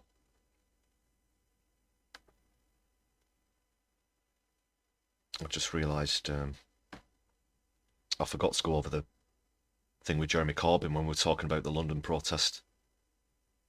I might quickly nip back to that just to show you his statement after this one. So, we'll TikTok be restored? There was a ban that's been implemented at the moment. It might be very short-lived, of course.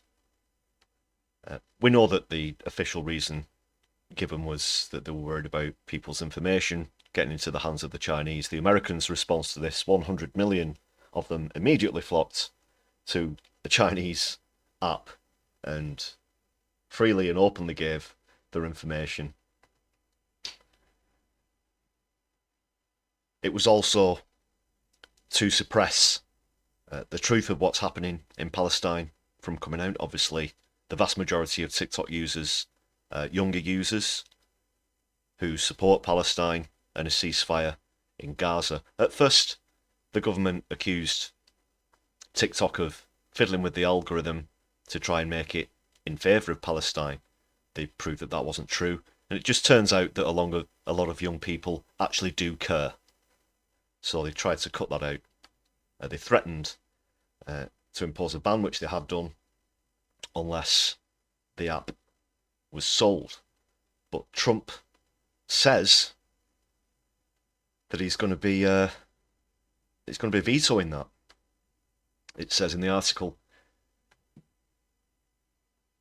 I'll just pull that up here, one sec.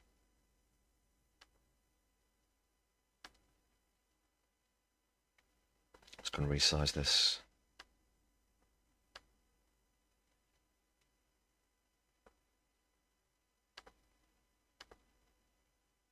So TikTok's resuming services to its 170 million users after President-elect Donald Trump said he would issue an executive order to give the app a reprieve when he takes office tomorrow.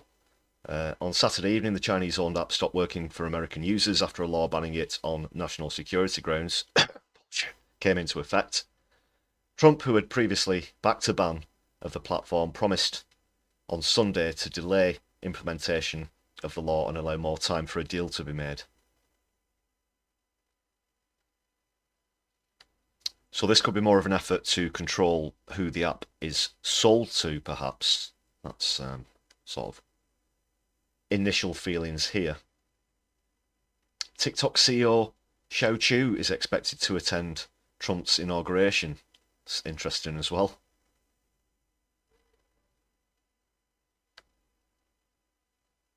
I'm sure Musk was hoping it'd lead to people flocking back towards Twitter when the ban came in, but that's not worked. People are giving the finger to him, as well as the government, by moving over to the Chinese app.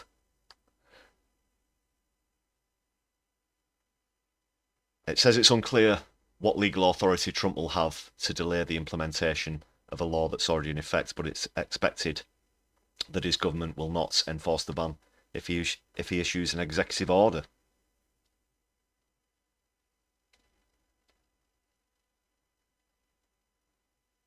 But it also notes that an executive order that goes into law could be fought in court. Yeah, it's pretty murky. It's not sure if he can actually just do that at the stroke of a pen. Remains to be seen, but he's going to have a go at it anyway. Speaking of the inauguration ceremony, that's been moved indoors, hasn't it? A lot of people, a lot of the MAGA heads had gone down to watch Trump being sworn in. They're not even going to get to see it. I saw a clip earlier of a couple of people who'd come all the way from Oklahoma to watch it. They didn't know that it was going to be indoors.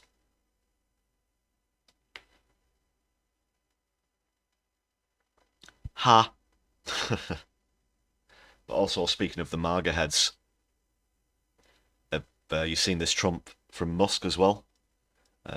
We won't go into the batshit crazy corner, just a quick mention about these two stories.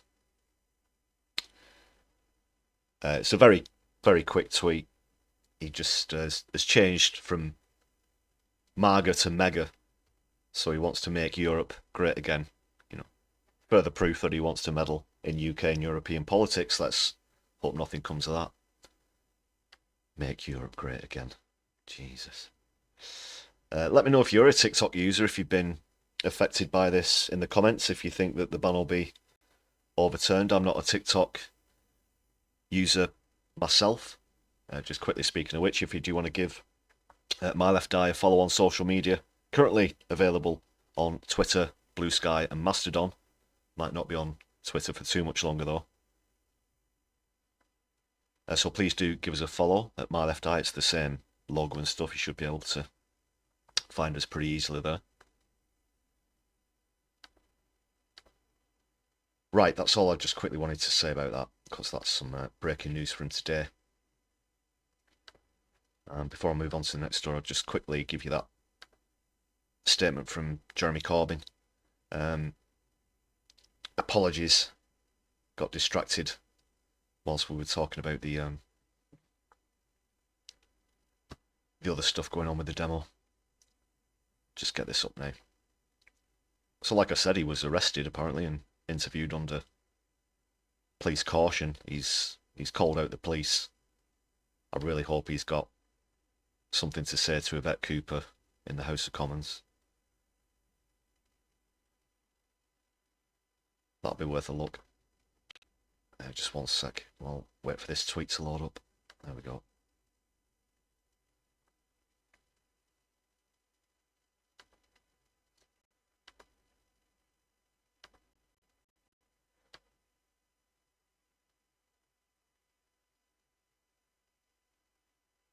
So he's reacting to a post from the Met. What's going on there? Just refresh that page one sec. He's reacting to a post from the Met Police again, implying that people forced their way through the barrier, which, of course, as you saw in the clips earlier, is not the case. Always Twitter, never X. Just wanted to quickly point that out. He's been released, of course, now.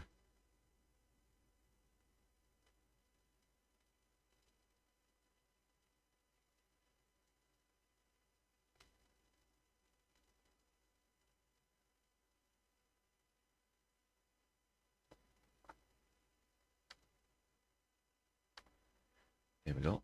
So he says, "This is not an accurate description of events at all. I was part of a delegation of speakers who wished to peacefully carry and lay flowers in memory of children in Gaza who have been killed. This was facilitated by the police. We did not force our way through. When we reached Trafalgar Square, we informed police that we would go no further, lay down flowers and disperse. At that point, Chief Steward Chris Nynan was arrested. We then turned back and dispersed. I urge the police to release all body cam footage and retract its misleading accounts of events." Let's have a look at some of the comments, just very quickly. That's a good one there. The true concern isn't just the unlawful arrests themselves, it's the police operating as though they are above accountability. Notice the casual threat of arrest directed at a member of the public for merely questioning the legitimacy of their actions. This is authoritarianism. I saw another clip earlier as well of someone being arrested on Whitehall. Similar connotations. People went up and questioned what was going on, under what charge the person was being arrested. They were told to get out of the way, otherwise they'd be arrested themselves. Shameful. Right, just wanted to point that out. So move on to other matters. Should we get the music back on, guys? Thank you.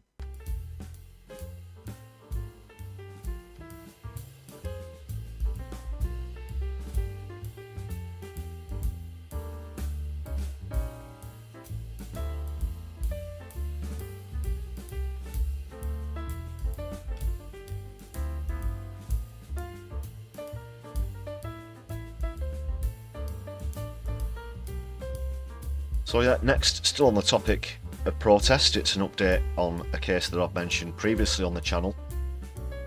You might remember the Just Stop Oil spraying at Heathrow Airport some time ago. The aforementioned Phoebe Plummer and Jane Twill, both dear friends of mine, people who I've been on actions with, etc. They were on trial this week for that action. Phoebe wasn't present in court herself, owing to the fact that she's currently in prison for the, again, aforementioned soup throwing incident on the Van Gogh. I'm sure you're all familiar with that one. So she didn't attend in person, but Jane did. Let's just see what's happening there.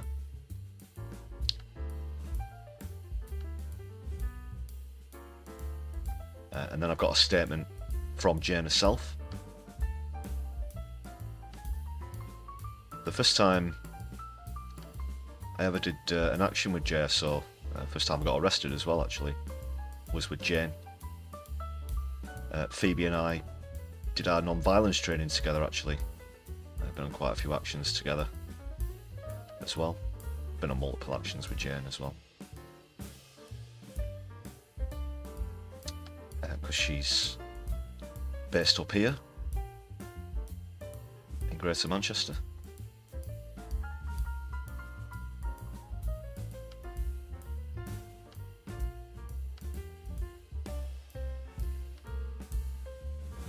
So it's ended. The trial has ended. It lasted about a week, and it's a hung jury. So I'll just quickly read through, I should say, some of these points. Just reduce that slightly, make it a bit more legible. That'll do. Close enough.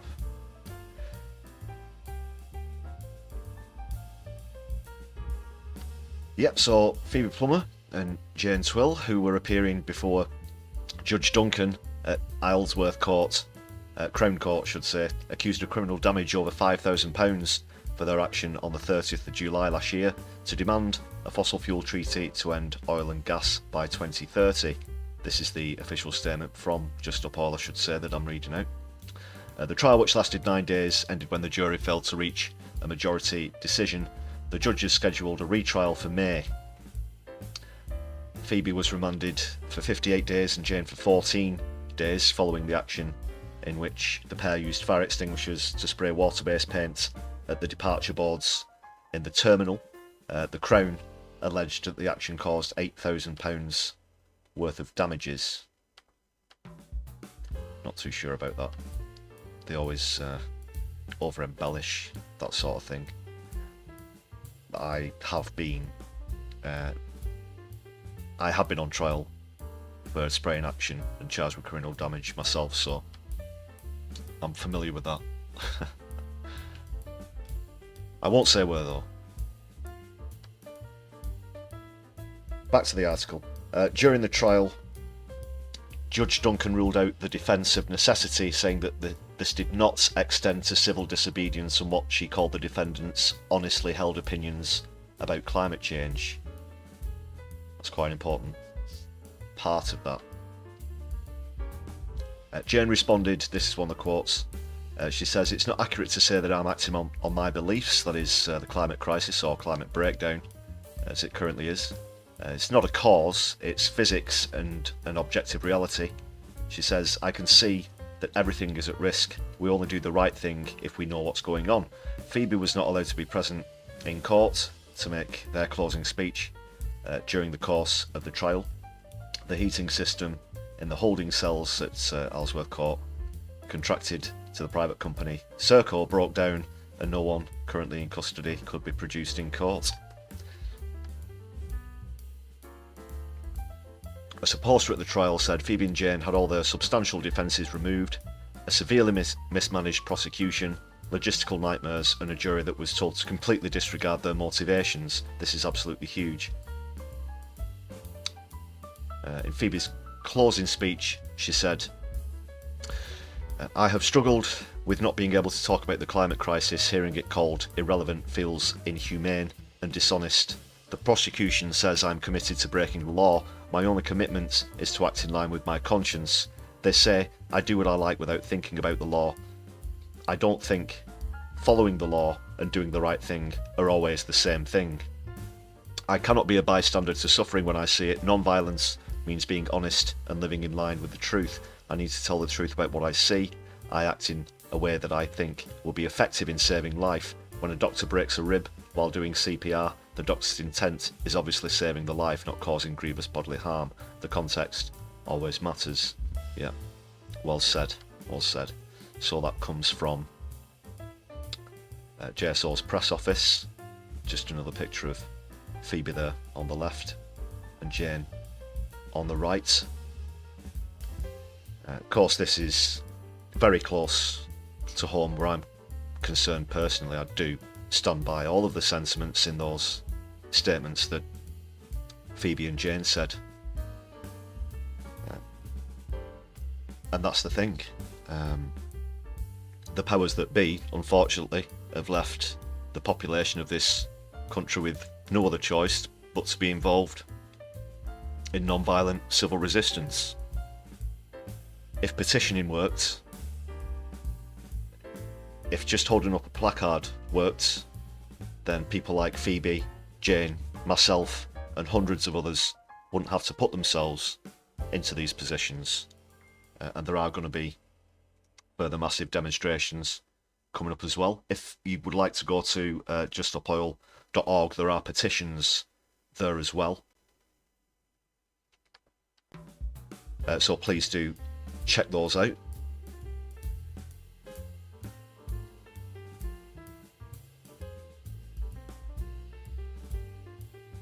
Let's hear the statement from Jane. Oops, sorry, the music cut off there. Apologies. Well, I'm going to have to switch it off anyway because Jane's talking now. This is Jane Twill. I'm Jane, I'm 58, and on the 30th of July, I sprayed some orange paint at Heathrow Airport with Phoebe Plummer to demand an international legally binding fossil fuel treaty to end the burning and use of fossil fuels by 2030. This is what we need to protect the life support systems that all of humanity and every other being on the planet depends on. I just had an 8-day trial at Isleworth Crown Court, where the jury heard the facts and were unable to convict us. It's an open and shut case according to the letter of the law, but we all know that we live in the real world and we're fighting for our survival. And that's why the jurors could not convict. There you have it. There you have it. Well said there from Jane. You're quite right there in the chat as well. Ligella DeVille. The law is not the same as what is moral. No. Morality and legality are often completely detached from one another. Absolutely true. Absolutely true. So I'll keep you up to speed when they have the retrial later on in the year. That's just the latest details on that protest. Just quickly want to show you another one as well.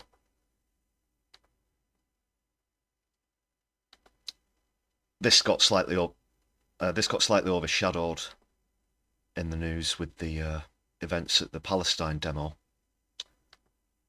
But Youth Demand did a very small demonstration at the old BBC buildings in London the other day as well. Let's see what's happening there. There's a clip of the protest. Just 3 people took part in the demo, but one of them was, and I am not talking about the Federation of Russia here, I'm talking about the United Kingdom of Great Britain and Northern Ireland, a young supporter of Youth Demand, who I'm also a supporter of and have been arrested on actions with as well. In fact, my most recent arrest was with Youth Demand, as it happens. But she was arrested for holding up a blank sign. A blank sign. No, this isn't Russia, like I said. This is happening in the UK. So I think that's on the bookmarks. Yeah, I've got a tweet there. Just pause the vid. Get it back to the beginning.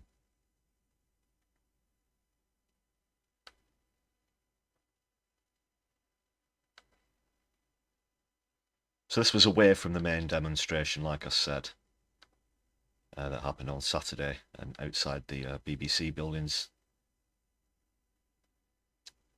They're saying that a ceasefire isn't enough.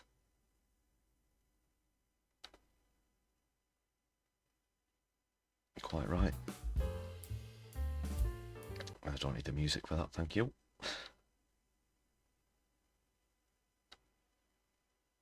A ceasefire agreement is nowhere near Palestinian liberation, is the message. Let's have a look at the video.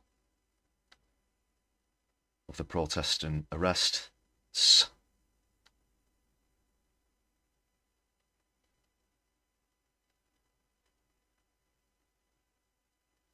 Come on, don't buffer.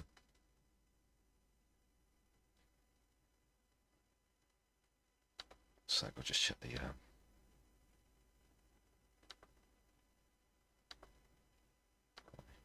we go.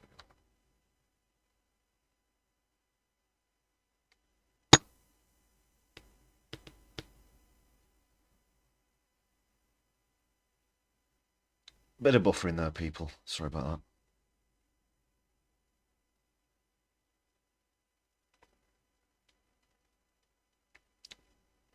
They're quite right there about the government being afraid of collective resistance. So just 3 demonstrators there, you can see. One sign says, "Can I protest here?" ? The other sign is blank.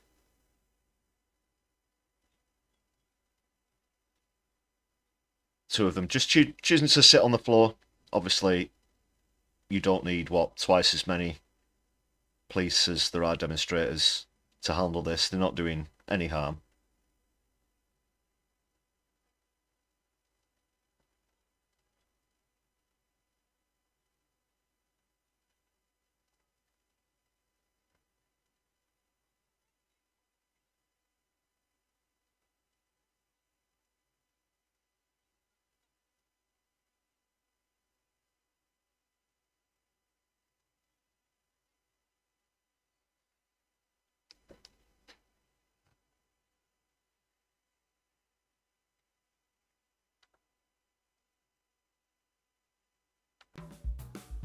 Dystopia, people. It's happening here. It's happening right now. It's being live streamed in front of your very eyes.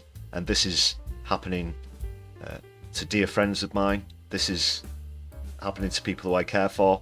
This is happening to me personally. It's not something we should be worried about coming up the road. It is happening now. Police state dystopia. Voices silenced. Legitimate rights to protest being struck out.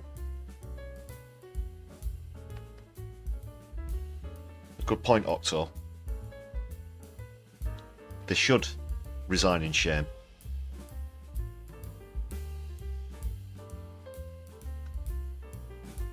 So yeah, I stand in solidarity with anyone who has had to face this while exercising their right to protest. Such as yourself there in the chat. Edward, solidarity with you.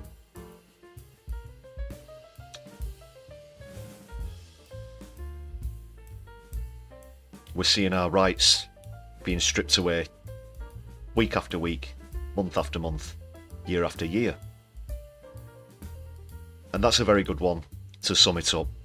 3 young people concerned about a ceasefire in Gaza, concerned about the preservation of human life, concerned about standing up to war crimes, choose to peacefully hold up 2 signs, one blank, another one that says, "Can I protest here?" And they get absolutely seized upon. Absolutely seized upon.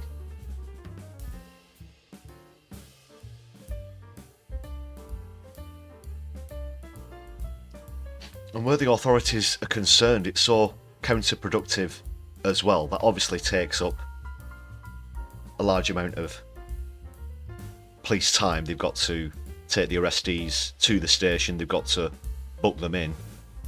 Again, I'm very confident that there won't be any charges that come from this, but this is the way that they, air quotes, remove the problem. But in doing this, they draw so much attention to it.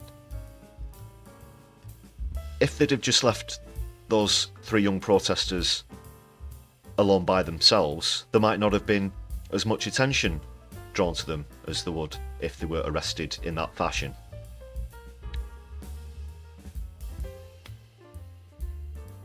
Make it make sense. That's all I'm asking. Make it make sense. Octo, thank you so much for the gifted membership there. Graham, if you're listening, I hope you enjoy your perks. Thanks again for that, Chris. Solidarity. It might not be a bruise at 10, but we can still have plenty of solidarity here on My Left Eye.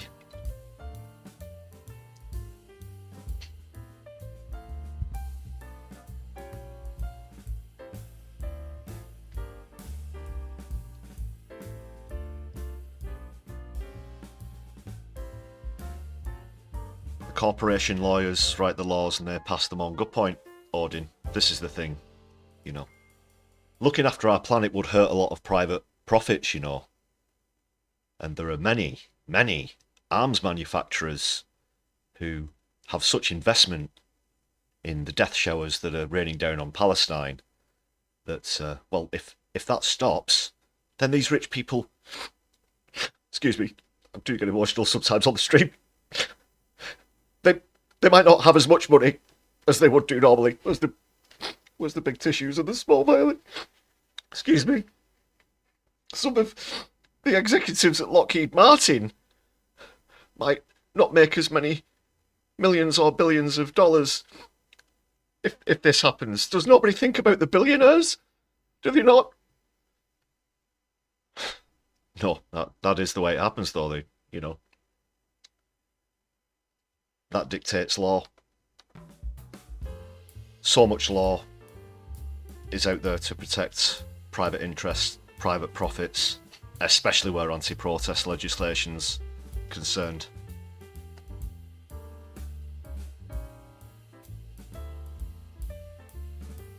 Great point there in the chat as well. Spending this sort of money on attacking protesters when we're letting children, the disabled, starve is starting to radicalise even the average person now.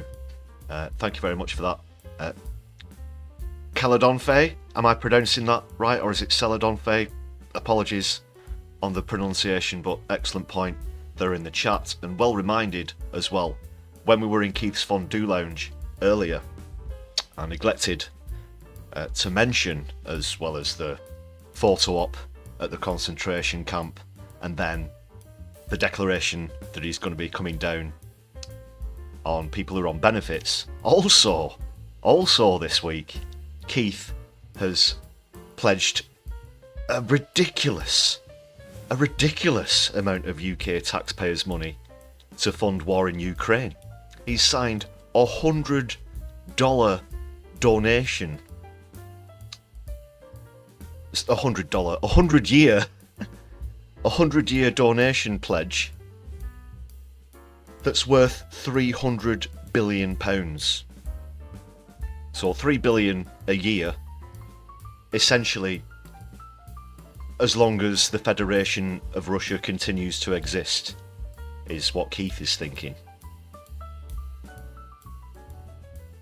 Meanwhile, think about how many times he's brought up the £22 billion black hole, how many times he says that there isn't enough money to invest in public services and all of the rest of it.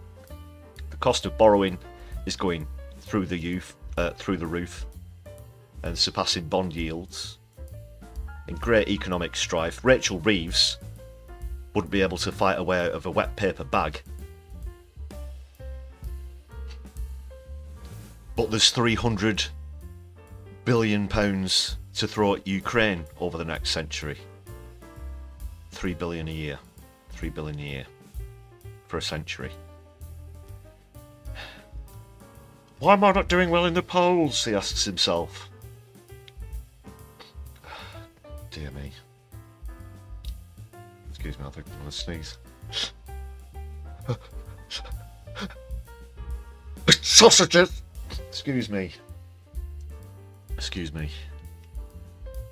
But can you believe that? No, there's no money for schools, there's no money for hospitals, there's not going to be any money for the disabled, for the impaired, for people who are on unemployment benefits, for the employed who still have to claim benefits because of the absolute stagnation in wages with rising inflation as well. No money, not a penny, not a bean.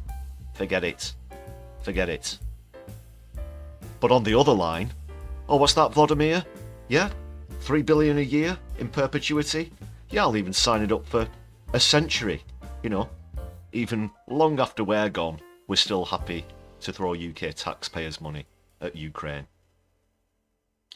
You know, people's unborn grandchildren, right here and now, are being taxed even before they're born. If you want to put it that way, think about it.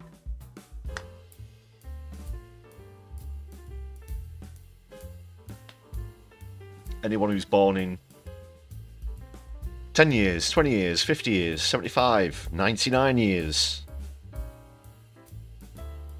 It's their taxes. Just take the screen off a sec. And we've moved on to other matters. Yeah, I will be bringing the stream to a close very shortly, people. Please do stick around though. Hopefully I'm redirecting. I've had a notification that Kevin Logan's live. That was a bit earlier on though. Should still be around. Tends to do pretty long streams. And is Helena at No Justice available? While I'm sorting that out though, just want to give another massive shout out to the members on the channel. Just have to take the chat off for a sec while I do that. Thanks again. Kick the music back in if you like though. Thank you.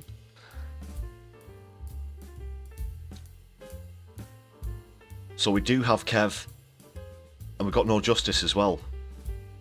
So state your choice, people. Not made my selection just yet. Let's see what you think. I'm struggling to remember who out of Kev and Helena raided in to my left eye last. I always try and spread the love and solidarity around people. I think it was Helena, so might redirect into Helena. But I'm happy to direct into Kev Logan's stream if that's what you prefer. Please do let me know. I'll just bring the chat up as soon as finish this list of incredible supporters. Thanks once more to all the members on the channel. Please do consider adding yourself to this list for just 99 pence. Great to see the community on the channel growing as well. So thanks for all of your support. Massive shout out to people who've gifted memberships to other viewers recently. Also, as always,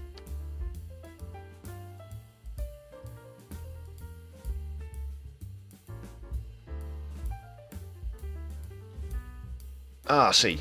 So yeah, it's the Laura Kussenberg stream, of course. They are in conjunction, so it won't really matter which stream I send you into. I'll send you into Helena, just because I'm pretty certain I owe one for the last redirect. So that's all set up and good to go. So like I said, please don't go anywhere. I'm going to redirect to the fantastic Helena at No Justice MTG. Anyone who's not familiar with the channel, please do hang around, or if you're watching back on a replay, please do check out their content. That's at No Justice MTG. Fantastique.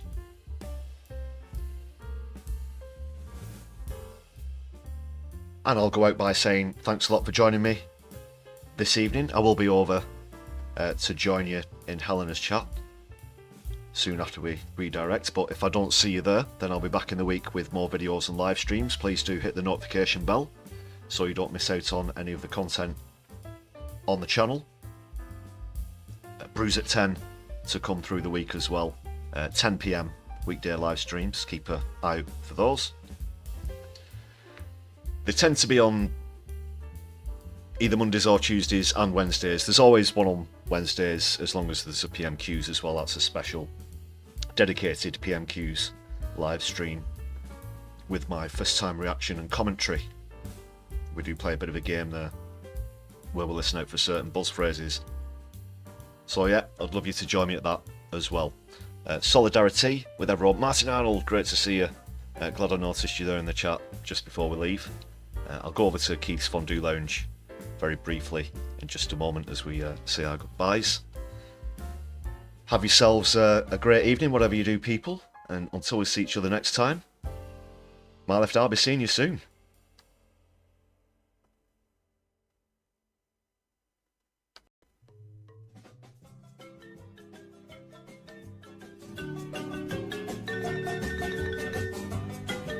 Solidarity and free Palestine. Catch you later, taters.